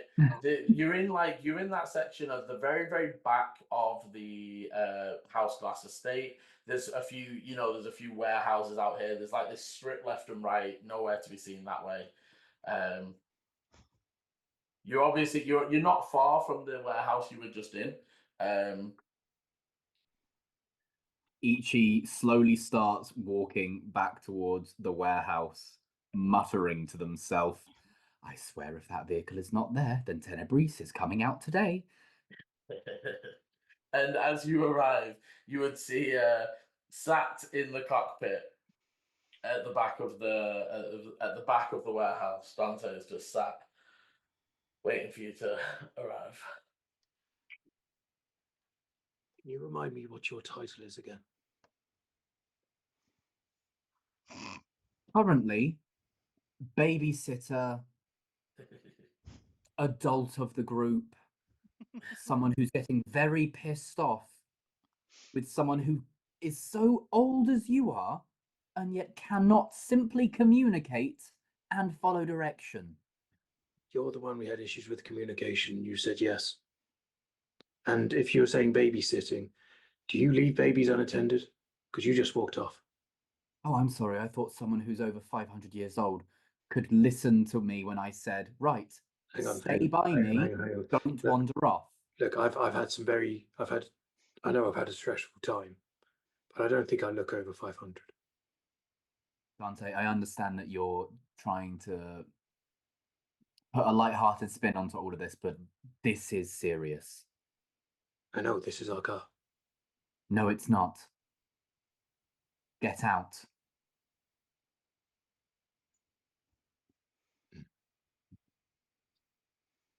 Just gets up. Okay. We're going to take the one that we already have. We cannot put ourselves in bad standing with the one family who at this point is happy to back us. I agree. That was why I didn't understand you saying yes to take the car. No, I was saying yes as in like, what are you thinking? Look, let's go. Okay. and getting back. Do you want to? You would be able to leave a note if you want, or if you want to leave any sort of message. You are. Yeah, we'll write down on a parchment and kind of like leave it attached to the vehicle, just saying, chaotic embers looking to Was have, here chaotic embers would like to 2024. have a conversation about possibly having access to this vehicle for a longer period of time. Please get in contact when you can. Best wishes, Eechie. P.S. Yeah. Preferably before 6 o'clock this evening. To be fair, he has obviously said that once it's fixed, he more just said he needed to clear it with his sister and not. Yeah, this is more just a note to kind of like let them know that this is something like sooner rather than later, rather than like a yeah, for sure. Preferably today. Yeah, but I would say you've got at least until tomorrow until you need to leave. No, yeah, but we were going to use it to come down, and I thought that would be a good thing to have potentially. Yeah, but we've got a run away. Yeah. We've got a vehicle that your steed can go faster than. Yeah, so my steed can go faster than that. I know, but at least that one's a little bit faster. By hardly any. I'll say as you start making your way down from the Zenith Ward, and I assume down towards the Crucible to leave a message for Sir Arthur at the Bloody Banner. Yes. Can you give me a new stealth? As I assume you are still trying to avoid any detection as you drive your way down, Dante. Ooh, 14. Okay. I'll leave as you start making your way down, and with that I will flick back over to Volu and Eleni, currently disguised as a cleaner, and they sort of go, "Yeah, all right," and then you sort of turn and you start making your way, and they go like, "What are you doing?" You sort of turn away like, they're like holding a hand out, but not to Volu, to the Eleni, and you would get from your inside, they're like, I want whatever that, half of whatever they've given you to like do this, right? Like they're in on it. I would sort of like sigh, like roll my eyes, and then I'd sort of turn away so that I can stick my hand in my actual pouch, hopefully without them seeing, and but sort of almost like, oh, like, and then come back, and I would give them 1 gold. Okay. They take the gold, like, give like, again, disappear it and give Volu like a look before returning to the bathtub, and you guys are able to go through and enter there is only one door that sort of goes to that front bed, like area where that the window was right above the front door.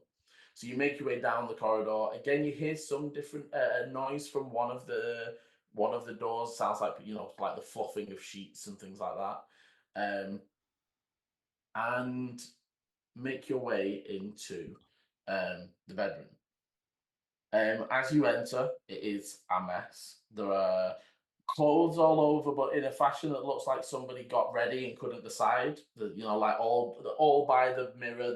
The wardrobe that you saw from the outside is fully open, and the inside doors are 2 large mirrors. But it's definitely the right wardrobe. We're definitely in the right house. As Volu sees it, definitely the same wardrobe. Recognize the decor in the bedroom. But yeah, it looks like somebody got dressed and changed in front of the open wardrobe. The bed's a mess. There are drinks and bits of food trays all over. The party definitely spilled into here at points. What would you like to do? So I'm gonna sort of look at Volu and say, we need to do this quick. And I would I'd just slightly push Oh. the door to, so it's more close. People can't see what we're doing, and then Okay. Can like I look. detect magic? Give it a go. Yeah, hit detect magic. Bolu, anything you're doing while you see Ailene starting to weave her spell? I'll start ruffling through the clothes. Okay, so roll. Can now both of you, either one of you aiding or both of you roll, give me investigations. Should we both do it, or do you want to? You're both pretty good at it. Yeah. Should we do it each? Maybe you Yeah. guidance yourself as well. Yeah. So where are we? Okay. So that was an 11 for me.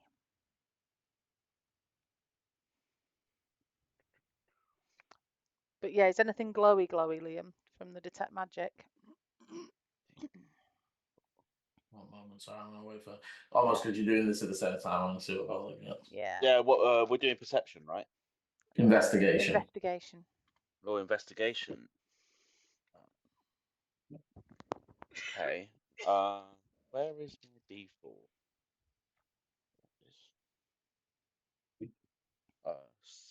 18. Okay, so you start scanning over the room. Straight to the clothes, start moving a few things, looking through. You're not seeing anything glowing. You pick out in the wardrobe, there is a glow, but as you get a bit closer, it seems like it's a comb. And it's like a very nice, almost jade and maybe some sort of bone decorative cone that has a soft glow of conjuration. Ooh. But no glow in any of the clothes pile. You sort of start to spread out a little bit. And Volu, you like moving some of the things. You can find a few other bits of clothes around the room that have been scattered and moved. And Volu, you look in and you find a few that maybe like there's a few outfits that have intricate decorative weaving on the outside of them. And you're sort of putting them out, and as you sort of finding each of the pieces and putting them out, Eleni, you sort of checking them over, and you do find one that along the pocket lining, it's almost like an entirely black, almost knee-length shawl. It's almost like a warm weather long outerwear, if that makes sense. So you'd wear it over the Like a top of your long dress. cardigan or Yeah, with all with holes and all those sorts of Yeah. things.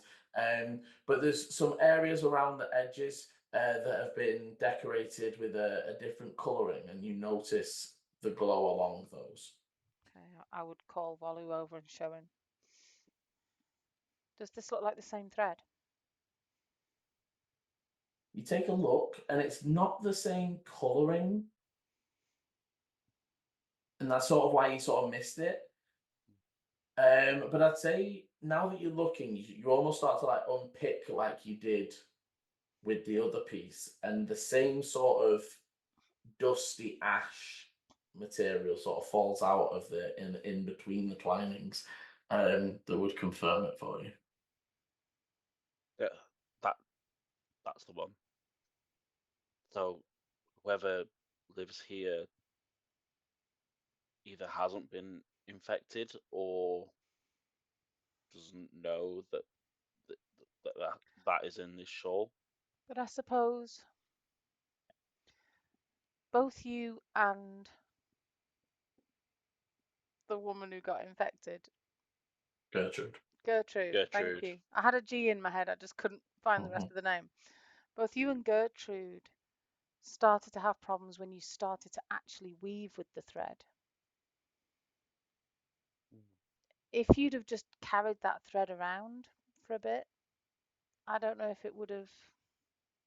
So I But think you would it's remember what you learned is that in its raw form it doesn't do a lot, but when it's been weaved with, that's almost the activation process. So theoretically, and the fact you can see magic on it, theoretically it's active. But then I suppose what's in my head is it acted on the person weaving with it. If somebody had then picked up the tapestry afterwards, You know, just because this person's wearing a coat that happens to have the thread on a Can both pocket. of you give me arcanas? Eleni, is any of your advantage stuff to do with extraplanary? Don't think it is. Primeval awareness, so that's just creature's location. Yeah, but it's not like your hunters, not your favoured foe bonuses for having advantage on knowing things about them. That's favoured enemy, and it's humanoids and fiends. So it is fiends from the lower planes, that side, but it's not. Okay, I'll say that you could apply it here. Oh, okay. So advantage. Mm-hmm. And sorry, what am I rolling, Liam? Arcana. Arcana. So that is a 15.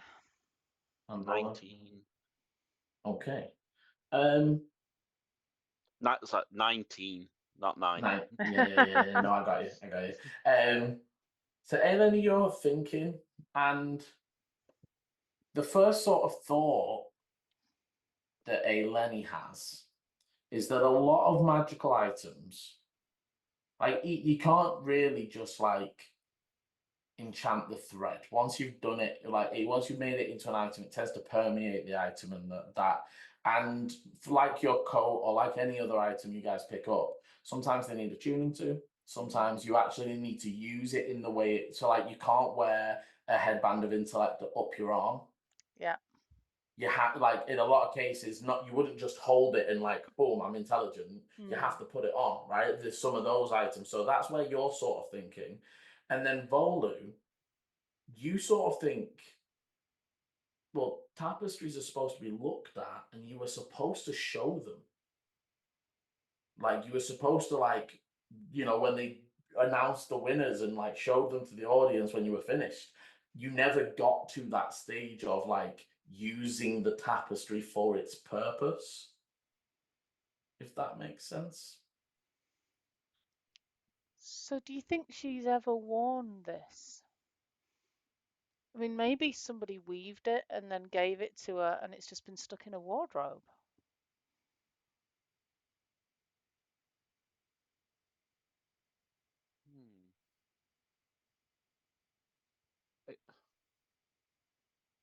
People were watching me and Gertrude as we were weaving, weren't they?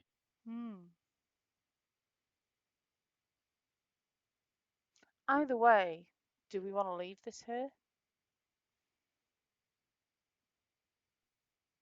I'm not sure we should leave the thread. Maybe we could detach the thread and put the coat back. Let's see how easy it would be to do that. If it's going to be really difficult, then I think we I should would take the also whole say coat. you think about time as you sort of taking a look. Yeah. You do hear the downstairs door close as he would have returned, and as soon you're not there anymore, so shut the door. I could unpicking it shouldn't take too long, like with my weaver's tools. What I normally know, but what you will remember from when you tried to do it with the tapestry is this is almost magically reinforced because it's a magical item, right? So if you remember from the thread, it did from when you did it in the tapestry with the help of the priest, it did take you quite a bit of time to you were almost having to take your time and yeah. Let's just go out the window. Let's go out onto the balcony. We can even just chuck the coat out there and walk back through the house if you want. How about I go through the window and you go through the house? Yeah, but I think let's take the coat. Let's not mess about. I'll put the coat on and jump out, kind of get out the window. Okay, and then Yeah, I'll head out the bedroom as if I've been cleaning. Okay, Eleni, roll me a d100. And okay. Volu, you head to the window, and the window does have a latch. Don't tell me your d100 just yet, Eleni. Hold that thought. Volu, you head to the window. It has the latch that you saw previously. That from this side, it's just obviously to undo it. You hoist up, and you can see it's not far, but it's a little bit of a jump to down to the ledge, and you jump down. as you land, you haven't been seen yet, but you see on the porch, two houses that way, the feet of the grumpy old dwarf that's still just stood on his porch watching where you went in. I did think this when we were doing it. I was like, you've just watched us do all that. Mm-hmm. So as I land, So you sort of like, so you know that like you can see his feet, so he can't currently see you, if that makes sense. oh, So you've got a moment to either obviously like go for it, reveal yourself, and do something else, or try and drop it stealthy. is like I say, I'm gonna try and like. Is there anything to hide behind on the I mean, you porch know, of this? you know from here if you dropped prone, he won't be able to see you. But there's nothing to hide behind as such. You could attempt to try and stealth down like the backside of the porch, but that will require a stealth and a climb, as it's it's like an actual. Yeah, I climb round and then I'll try and land prone. Okay, so give me a stealth as you land softly and have to hit the deck. Hey Lenny, as Volo's doing that, what is your I'm gonna try and guide myself doing that as well. okay. So when we first were speaking to that guy, they were cleaning in the front near the door, weren't they? They had like a.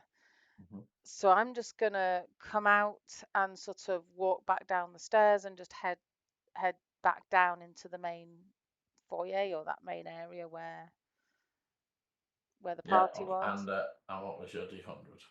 63. Okay. As you head down into the foyer, you hear some chatter and recognize the voice from the room that was having the glasses done. And you sort of hear them saying like, "Okay, good. Let me help you with this table." And you sort of hear them start to like, 1, 3, and like start to lift the table. Give me a stealth as you move to the edge. They're almost, if you imagine, there's multiple smaller tables that have been moved into the center for some larger food thing, and they're moving the table. So there's like one of them facing you, and then they turn, and you're like, that's a 21.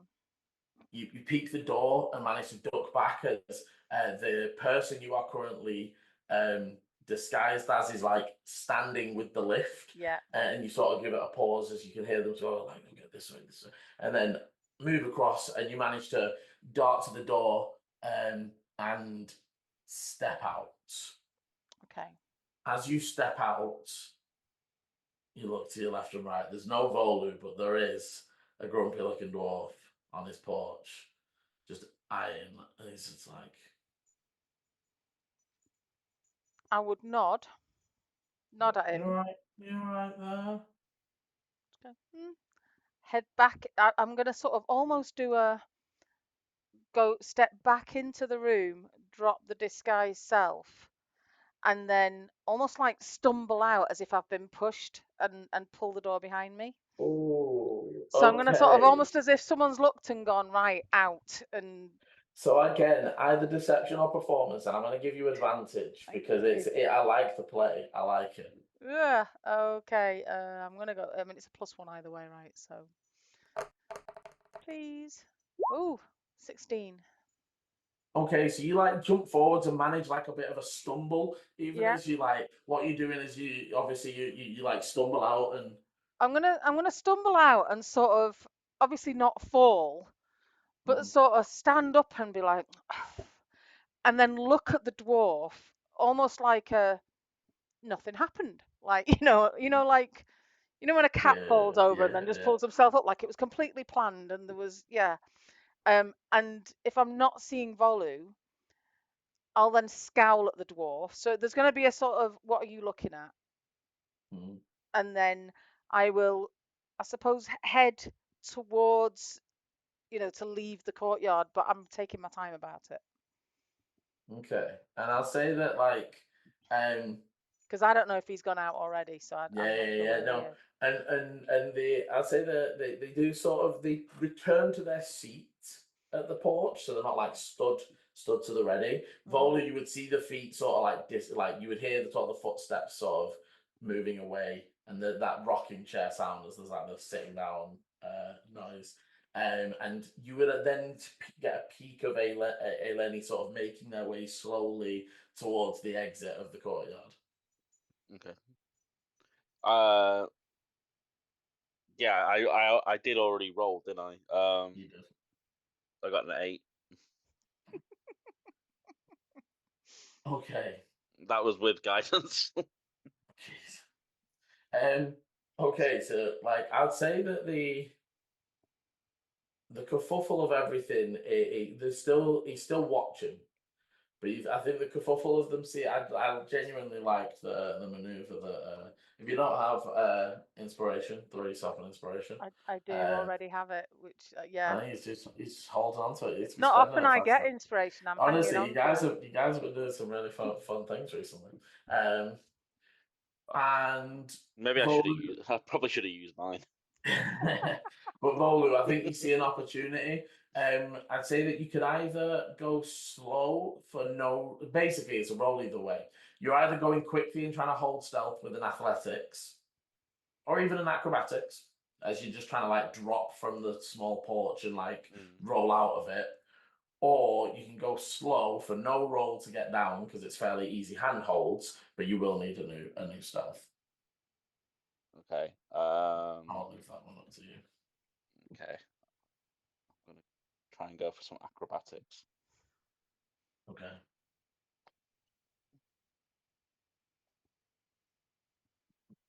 That face says it all. Literally. 8. Jesus. Jesus 2 again. No, that time, the past 2 times were both 6 plus 2.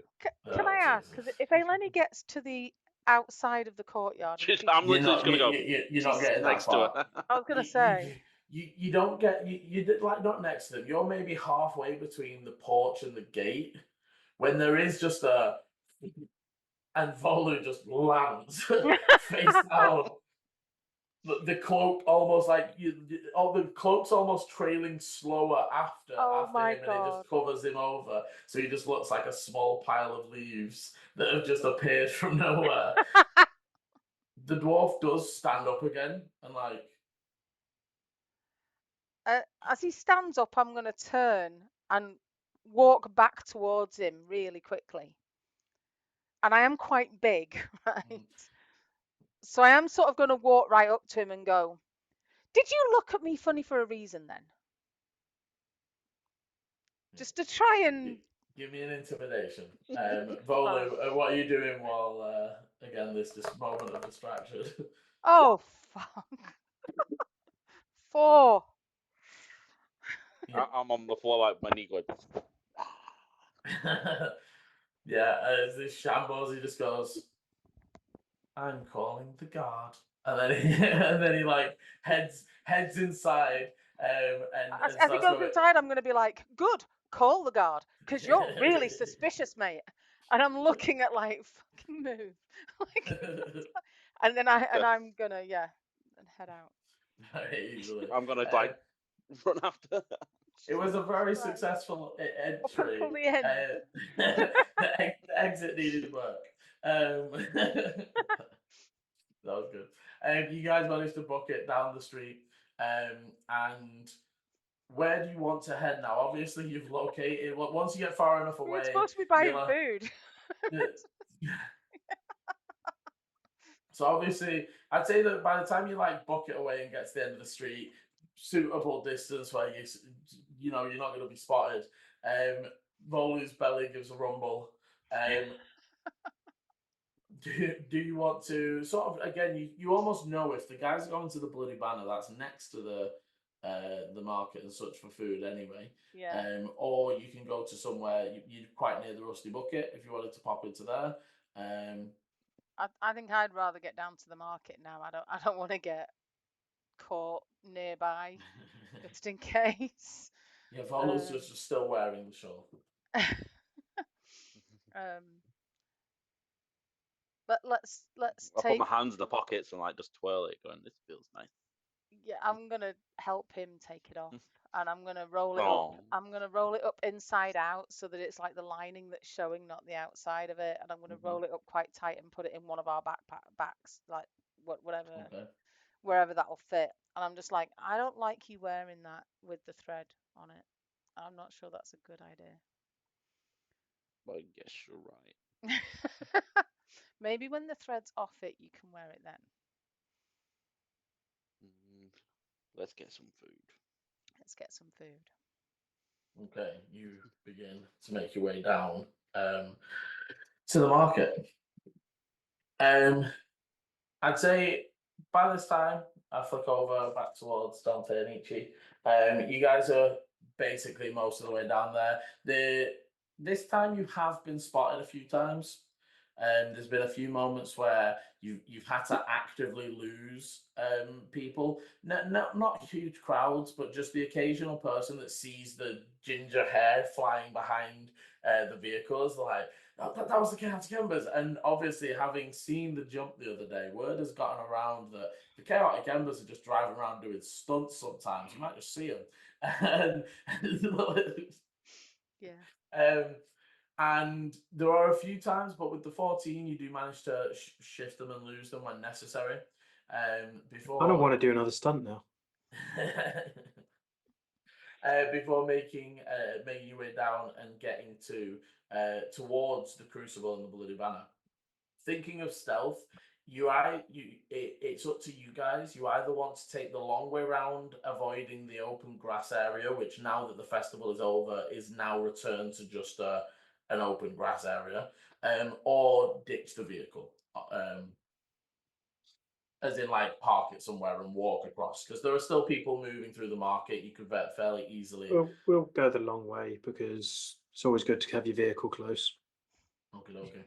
You make the long way round before pulling up at the fairly busy Bloody Banner, but you can see that the busyness is a lot of wagons preparing to leave.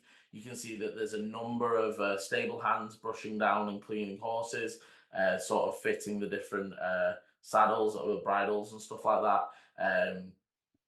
Feed, they're sort of packing up the different wagons. You can see all the drivers that have probably just been chilling and enjoying themselves return to work. So because we told everyone we were in here as well, didn't we? You did, but it has also been It's been a couple days. 4 or 5 days of people, because you put out the secret before the race happened, is what I mean. So there's been a number of days of people coming here to find you and being told that you've not been here, you left. So I'd say by now you can be careful if you want, and there might still be people who are like, maybe they might show up again. But you essentially have not frequented this place the entire time of the festival. So you're fairly safe. But if you still want to... I'll still just, park my little car, just put it into a nice place, reverse park, kind of go. Yeah, you put it, and again, because a lot of the wagons are preparing to leave, there's space in the place, the areas where they'd hitch up for a while, and you are able to jump out. Dante just leans to Ichi. So are we just leaving the guy a message? Pretty much, yes. Do we know if he's here now or will he be here later? I don't know until we walk in.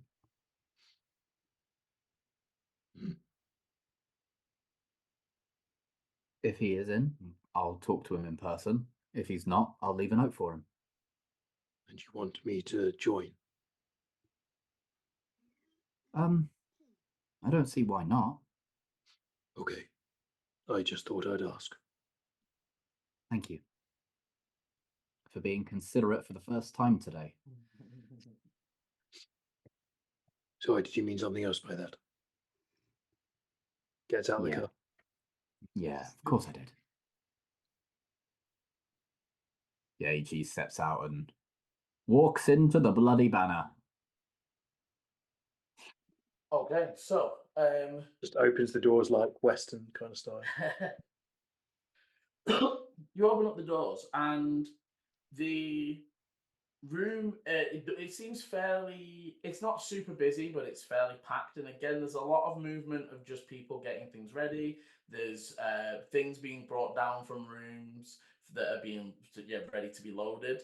And you can see there's a few different groups that are drinking and eating.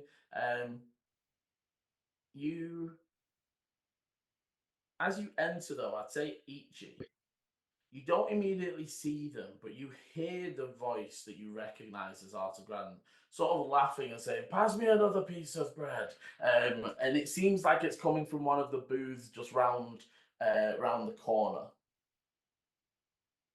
You see again the central bar, and as you enter, they sort of nod and say, "Don't mind all the stuff. We have rooms and food if you're looking for it." And they're sort of motioning for you to come on in. Ichi will wander towards the sound of Sir Arthur's voice. Okay. Dante follows behind him with his general happy face.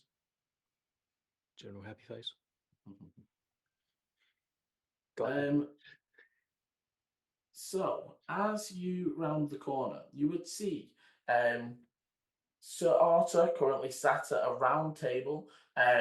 Their armor is literally like hanging on their chair to their side, like their top breastplate. They're still wearing the sort of greaves, and it looks like if you had to guess, they arrived in the last hour or so. There's still the dust on them from the desert. And they're sat around a table with three much cleaner individuals that you imagine got here either earlier or maybe he was pulling up the rear or something. That you get in that feel. They are in full dress down. You know, they're in the like underclothes essentially. And you would see a human male, looks to be about 19. They seem very tall, even in their sat down position. They have cropped dark hair, and they seem to be like holding a very serious expression in all the like laughter and jovialness at the table currently. You can see that their skin has almost like an ashen hue across the neck and face that sort of covers up to about half the face and over the eye. And I'd say that Dante, both of you have been close enough to burn scars to recognize them. You would see the starts of what looks to be a much larger burn down the back. Of who?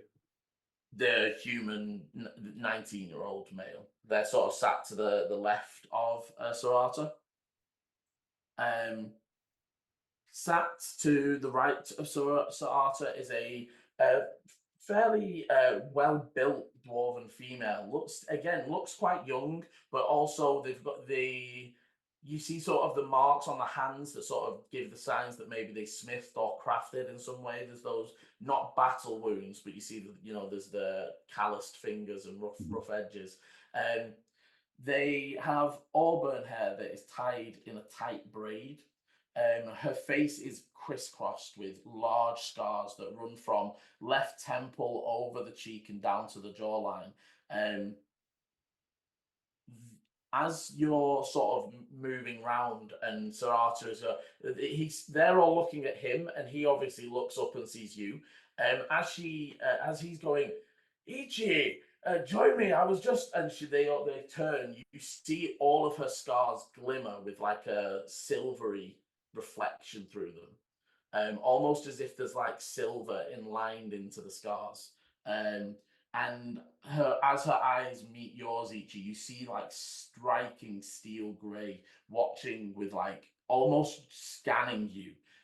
You would get that passive insight would pick up almost like immediate danger. Like even though the call was friendly and jovial, that surprise of I didn't know who was there. They lock eyes with you with like at first scanning like almost a fear level, and then relax again. And she's in like threat assessment mode kind of thing. You would gather that. Before she does calm and sort of shrugs themselves off, and finally sort of sat with their back to you as they sort of like turn in the chair. You would see a half orc, looks again to be maybe late 20s. Very large, even by half orc standards, powerful frame. They're green skin, but as they turn to you, their face is almost marked with webbing style scars that seem to give off a purplish blue tinge as they turn to look at you. The left tusk is entirely like almost, it's like a stub, as it looks like it's been sawn clean. And the right one is very like torn and jagged. It's like it was long damage that they weren't able to repair. As they sort of as you sort of see this group, they're all just sort of eating breakfast. So Arthur says, join us. I have just returned and I am meeting up with my squires and my group. Our other knight, Delrond, is not here at the moment, but if you would please join us. As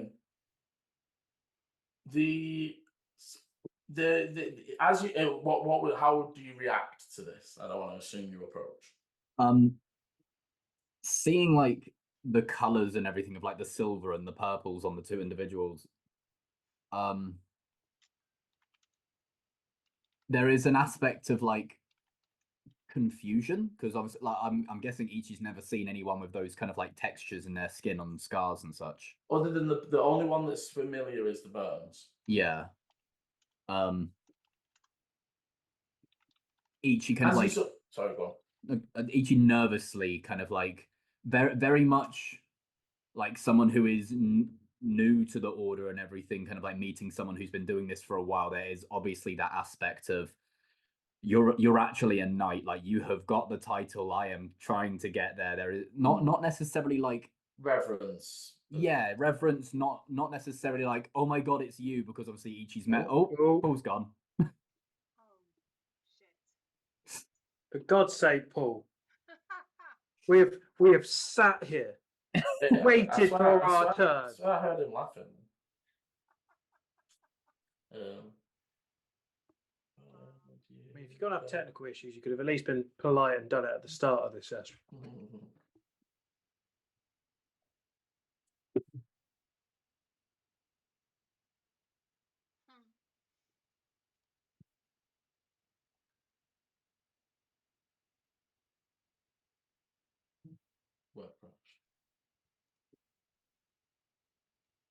Is that what happens when two spiders run into each other?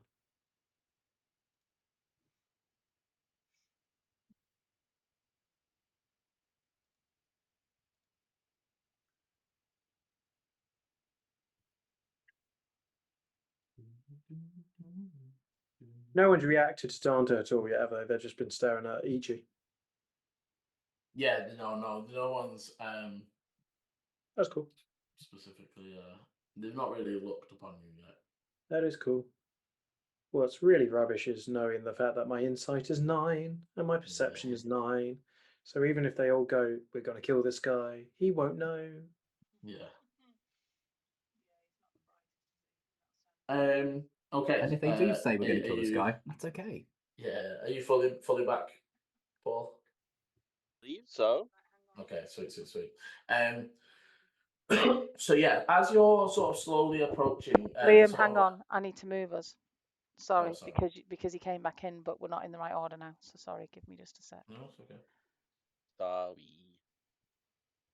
What order are we in? Who's playing who? You can be Eleni if you like. I wouldn't do it half as good as you can. Yeah, think what fun I could have with Dante. Dante's a fun character to play. Which is great, because when I first made him, wasn't a big fan of him. Yeah. But yes. No comment. Go for it. But yes, as you sort of approach with that sort of reverence and sort of giving the curious looks to the others, they do. Forgive me, the half orc closest to you, that is tied, and they extend a hand. You would see, so the half orc extends a hand out towards you, and you would see webbed fingers as they sort of reach out with a hand to shake your hand. This one over here is Renna, pointing at the dwarf, and that's Wrenna. Cool. Tide is literally like the tide. Tide, T-I-D-E. Yeah, there's no odd spelling there. And then they and this young one's Ash. And as the human fully turns again, Dante, they have similar scarring to you, but whereas yours has come up as scars, their skin is almost ash color and black and almost peppercorned through as they turn and look. And again, it runs that same sort of down the face and down the shoulder and arm. But you also saw the burns on the back that did look more like burns over whatever that is. Again, the half orc sort of gives you a grin and says, "Welcome. It is nice to meet you." And they still sort of extend the hand. Yeah, Ichi will kind of like shake. Oh, hello. I'm Ichi, as Sir Arthur said. The Renner will sort of, you see the dwarf, they relax a little bit and say, it is good to meet another Knight of the Order. I assume that this is your squire, and they sort of look over towards Dante. I mean, at this point, he might as well be, but no, this is my companion, Dante. As you sort of, Arthur sort of clasps her on the shoulder and says, Ichi here, unfortunately, did not, though he stands as a knight, as you see, did not finish his anointments. You would see almost like sad, but like almost in companionship, as the three squires almost look a little like that, how it would feel to be stuck a squire with, you know, that sort of thing, as the sort of you would see the human gives a more quizzical look to try, or maybe trying to ponder about how, maybe where your master is, etc. But the orc just sort of, again, the hand says, I'm so sorry to hear that. Come, join us. They sort of like motion for you to take a seat. Again, Dante, they don't seem to be reacting in any way, but they have just sort of assumed, even with the dismissal of Squire, they're not like reacting oddly to you now. It's almost passed over due to the... No, that's fine. Ichi will, pull up a chair. Well, two chairs, one for themselves and one for Dante. How did your mission outside of the city go? Well, but it was long. The zone, there was a lot of them actually, and moving quite erratically. I'll be honest, I thought I was going to get some rest, but we are, from what I hear from my squires, more zone was spotted in the crevasse near the city. Yes, part of the reason I wanted to come see you so urgently is that we kind of ran into them. We were taking part in the Doom Hakra race, just as a light part of revelry while we were in the city, and while we were in the crevasse, there was Zorn and a golem that seemed to attack. And Ichi will pull out their notebook and kind of like flick to the page of like the sigils that were over them, over the golem. The golem seemed to have these. As you're doing and starting, the orc is sort of has been getting a plate together and is just sort of putting it in front of you, and doing the same with Dante's. They're just sort of getting you food and putting it down for you. Dante's just kind of sat there quietly, just kind of eyeing up the situation. He's a little bit awkward. And sorry, continue. Like they're almost doing this around you as you're doing your thing. It seems that the golem itself had these kind of sigils marked over it. They seem Lyrixan in Origins, but it just seemed quite confusing as to what the purpose of them were. As they all came to almost evacuate from another cave within the crevasse, to the point in which I believe the Zorn themselves were almost fearful of the golem. Interesting. Something that the Zorn's fear would be... I'll lean over to just Ichi and just low voice, but obviously I'm not stopping anyone else here. And the infection. Yes, we've recently come across a infection within the city, which seems to be extraplanar in origins, but it seems to corrupt and infect whatever it comes in contact with, and can, as far as we are aware, only be cured in the process by magical fire, possibly elemental fire more specifically. maybe some sort of a curse from another plane, maybe. Renna, during your duties today, you are to look into this. Any recent or historical evidence of infections from the other planes making their way through?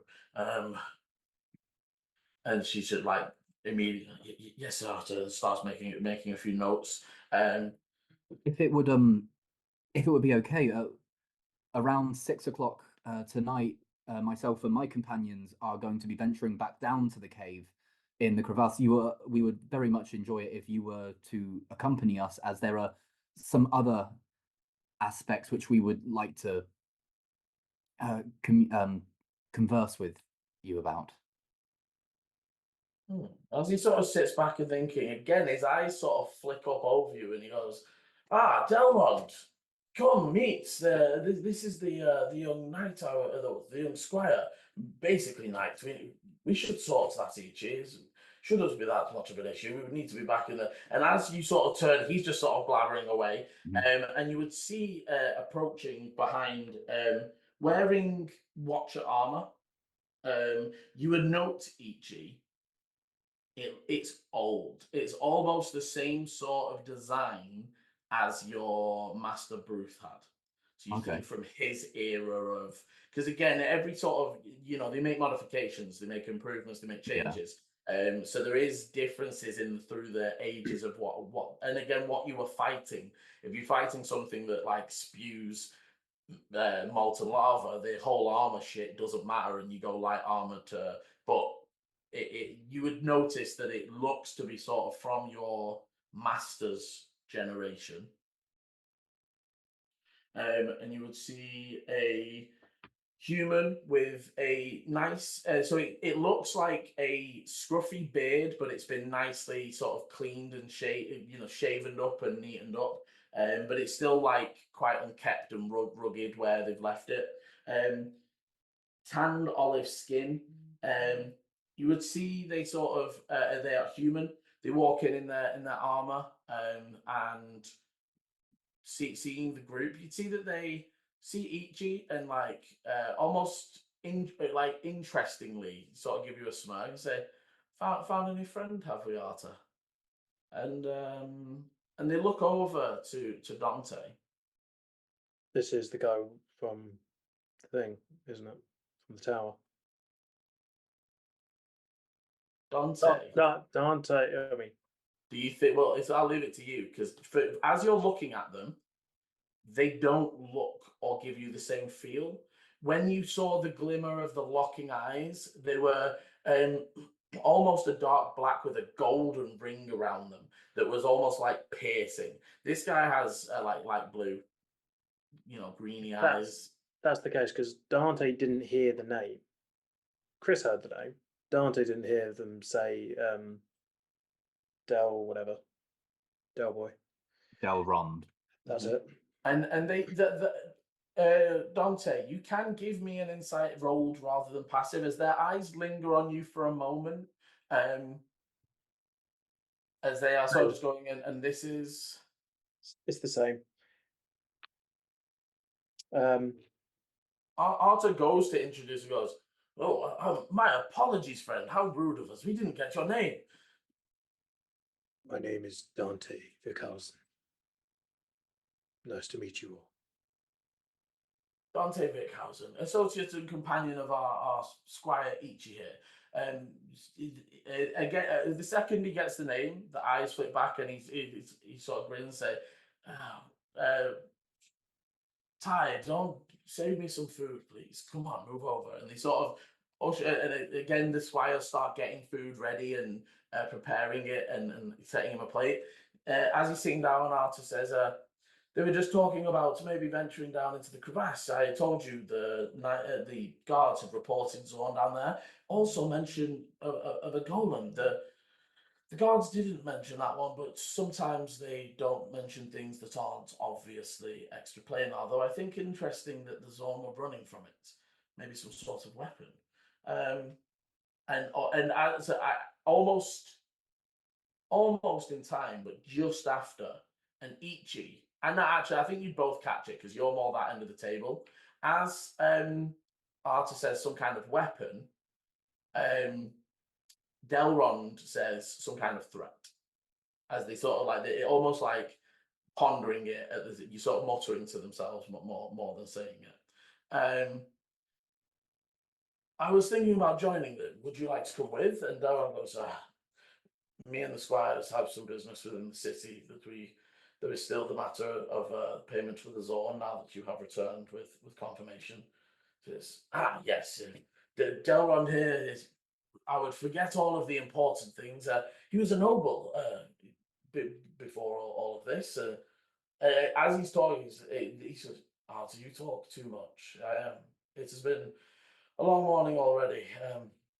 I might retire with my food." You would see that Tide would stand with him and sort of say, should I prepare for us to head out? So, yes, prepare my ceremonial armor. We will be meeting with the Prime Minister today. Settle our dues. And then he sort of turns to each Dante and Eechie, gives a quick bow. It was a pleasure to meet you both. And yourself. Hopefully we do again in a more relaxing time. They nod. And to the others, they say, I will see you later, Sir Arthur. You would see to Sir Arthur, he gives a swift but ceremonial like salute of the arm to the chest. That Ichi, you get the feeling, even though Sir Arthur definitely gave you younger vibes in the armor design and the way he acts and everything, that's definitely showing a seniority of Arthur runs this little outfit or this squad, as it were. Or is at least in charge for the moment. Because again, Bruce did tell you about times that knights from other chapters would go out to help and you de facto under their leader, right? Whether you're higher or not, you don't just step into another, it's not good etiquette to step into another person's chapter and start trying to order people around, even if you are of higher rank. But you get the feeling that right now, for the very least, Arta is in charge. And then they both Tide and Daron will head out holding their plates. As they're going, Tide will again extend a hand and almost grasping at your hand, Ichi, before you even offer it, almost, as they really good to meet you. And we should talk sometime. When they're resting, sometimes the squires go out. We might be in the city a few days, so we can let you know. Yeah, if once all of this is done, perhaps I think we might be planning on heading out quite soon after once this is done. But yeah, if there is a little bit of time, I'm sure I would love to. Right, great. And again, he extends a hand out to Dante, and you would see that there is no flicker of look towards your scars. They're like unfazed as they just extend a hand, smiling. Nice to meet you, Dante. And you try and give him the lackluster, and he like grips the other side and gives your hand a shake. And then Delron was tired. Come on. And then sorry, sir. Yes.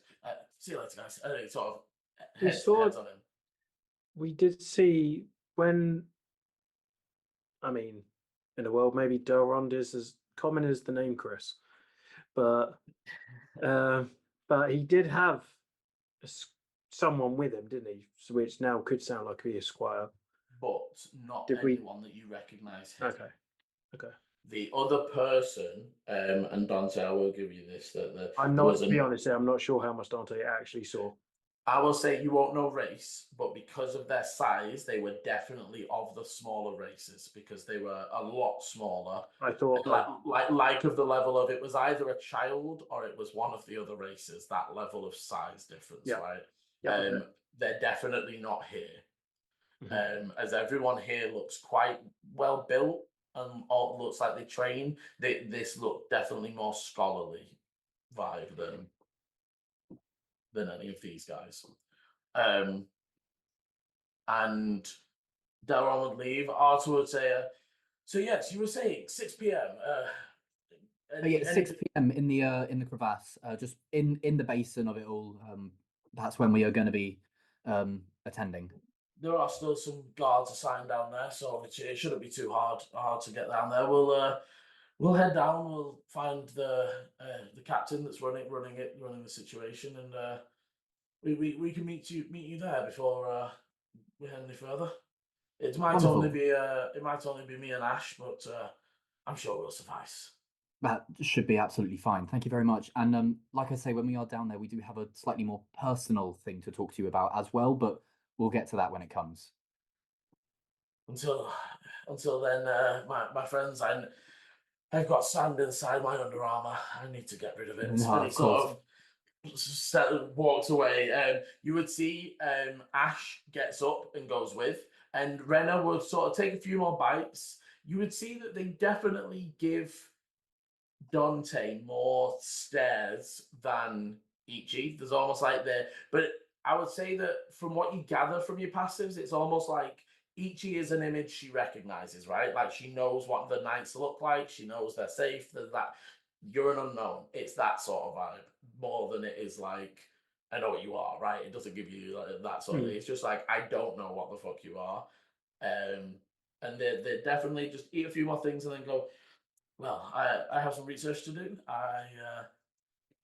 Master Ichi, I do hope you take us up on our offer. I would certainly do my best. Thank you. They don't offer a hand to either of you, but they do sort of like The nod, yeah. And then they will head out. Again, as they pass, there is the shimmer of the scars.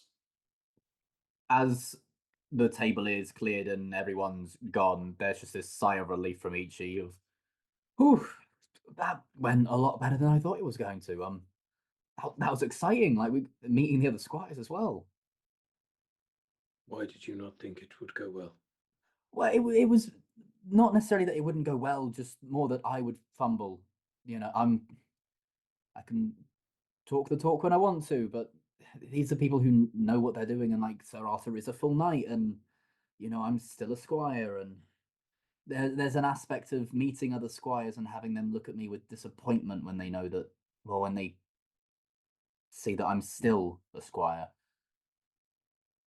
It was my first time kind of meeting other people who were on my level, so I was anxious. That is understandable. You did well. Thank you. And yeah, so Sir Arthur and Ash might be there tonight, which would be nice. A little bit more reinforcement to obviously investigate what the Zorn and the Golem were doing. And I mean, I didn't know we were actually investigating anything. I thought we were just talking. I mean, we are preliminary, like we are mainly talking, but also that was an issue. Like I have said that it was weird. You're more than welcome to not join me for that aspect, but I'll be down there, so. Yes, but you don't have to get involved in watch or work. I know. But I will be there if needed. I'm just saying I was not aware we were also looking into it. No, I think I had just assumed that, well, I was going to be doing that anyway. Okay. And as we leave you guys there and flick over to Volu and Eleni, who now have secured. Volu's got one of everything from the street sellers. There's a nice little chicken pitta thing. You've got a few sausage on a sticks. Some cream pie things for afterwards. And Volu's now happy bunny. Eleni probably more conservative with food purchases. I would have bought something to eat now while he's munching, but I've also bought maybe like a loaf of bread, like a chunk of cheese, maybe some dried meat, so things that we can snack on later to take back for the others. I'll say if you both want to knock off 2 gold for like everything, that's all the things you're going to purchase food and drink wise today.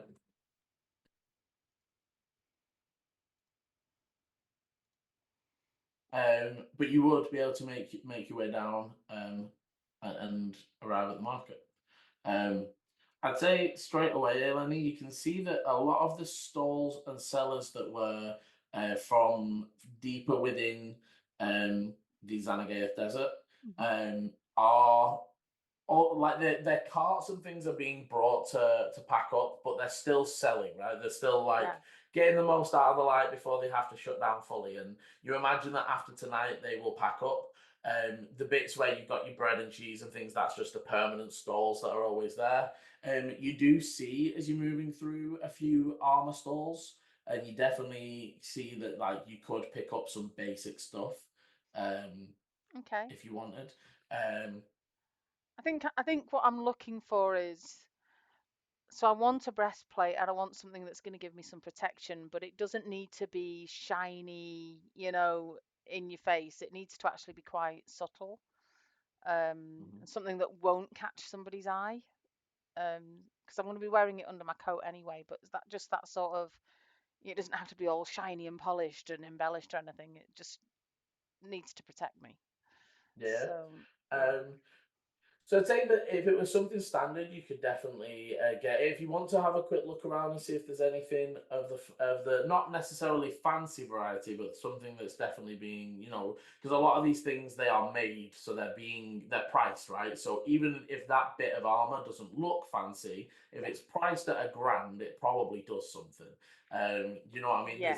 There's that aspect of knowing how you've been in this market, you've been in the city a little bit. I mean, if So it's you can priced at both. $1,000, I can't afford it anyway. But No, yeah, but you know what I mean? Like, that's just yeah. the example of, and I know Volu, you wanted to take a look for some diamonds.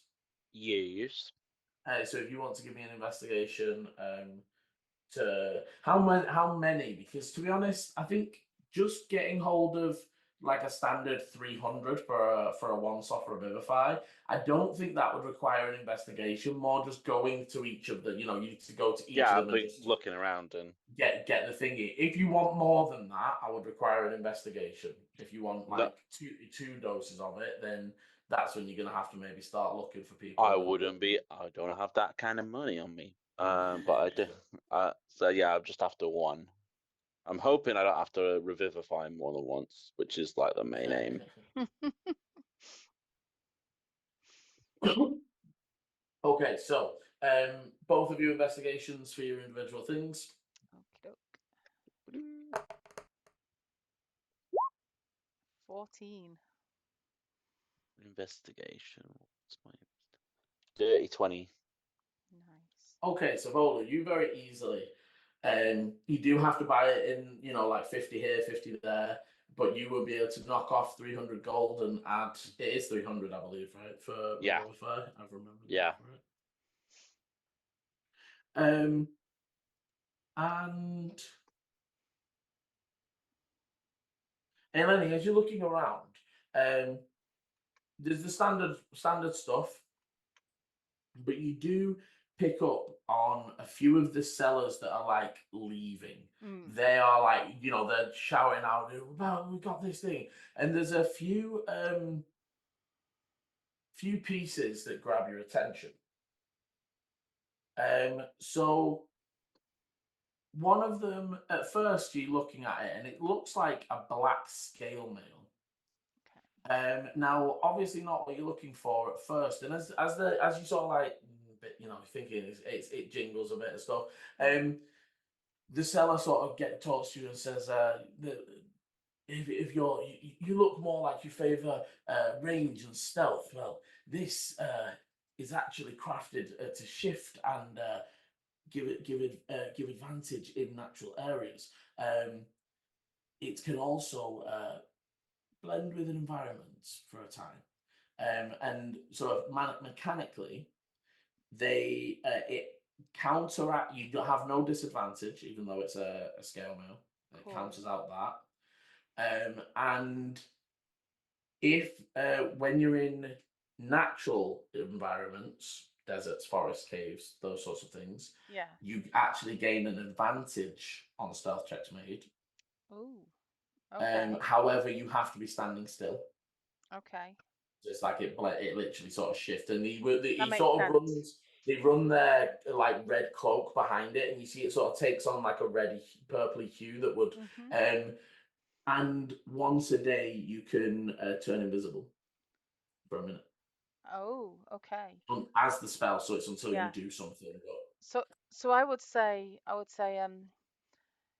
Yes, I'm going to be traveling, and I suspect I'm going to need to hunt to feed myself. So the more stealthy and the better camouflage, the better to be able to do that. I assume this is expensive though. They give you a look. Say, well, I need to sell it before I go. How could you? Could you meet me at 600? Knock it down. Knock it down. Knock it down. My persuasion is shit. And I will say, with the investigation you did earlier, you did see a breastplate for an actual. So obviously, the things for Elaine to factor here, or for Mum to factor more, is even though the scale mail. So if you want to look at a scale mail, Yeah, I'm looking at it now, but it's the new rules, and so yeah, this is the irritating thing, right? So yeah, I've actually stopped going there, and I go to no, the this was to Roll20 add. instead. This was literally the manage inventory on my Oh, character sheet. Is if you were going to go and buy scale mail, it's now the 2024 rules, and so it doesn't say anything about disadvantage. Okay, so basically, yeah, it's actually exactly the same. So if you got this one, it is essentially 14 plus 2 on your dex. right. So I'm it try it out then. I'm just going to add it on and equip it and see what it does. Yeah.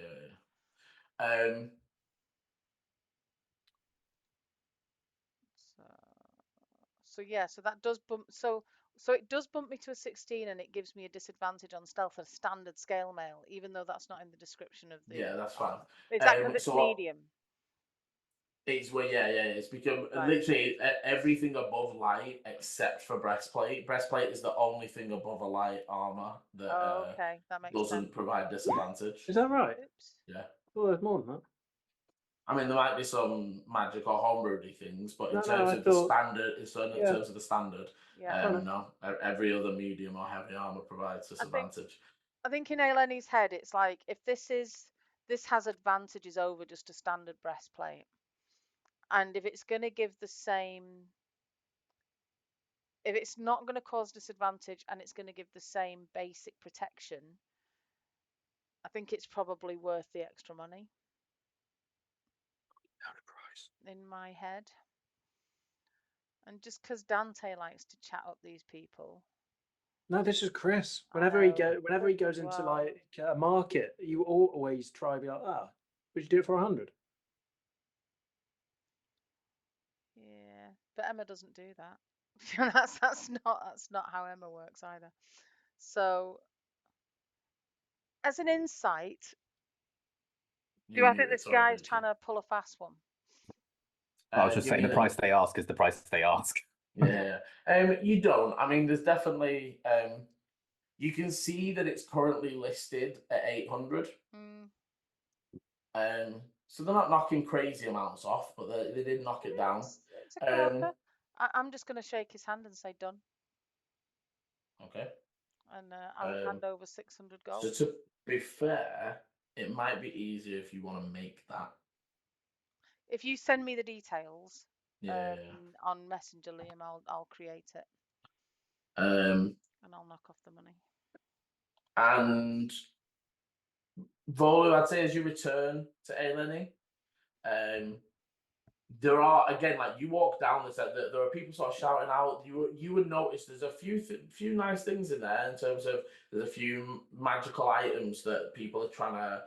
Again, and from the last time you came down, you actually see the seller that had the sandstorm style shawl that cloak that Eechie was did take a little look at. That again, they're just trying to get rid of the last bits. You don't see some of the other things you were looking at left.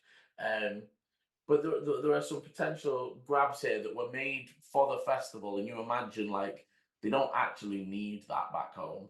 That they needed the money that it would provide for the village. So there's some of that aspect. But as you two get back together, Volu with a fresh pouch of 300 diamond, And Eleni, as you sort of approach Volu, you would see that she's sort of being handed. It looks like at first it looks dull. It's almost like a dull black scale mail. But as she sort of reaches her hands under it, you would see the color sort of shift slowly to match the color of her sleeve and her fur. And as you root back up and Volu sees that, that is where we will end part 2 of this episode. Thank you very much for joining. As always, thank you very much for listening. If you are enjoying the adventures and you want to know when the next video is coming out, hit the like, subscribe, and the notification bell. The notification bell. Ding. Ding. So you know when the next video is coming out. And as always, roll well. Bye. Bro, thank you, guys. This is the end of part 1. Part 2 airs Sunday 7 PM GMT, or will be linked in the top right of your screen now. Thank you for watching, and roll well.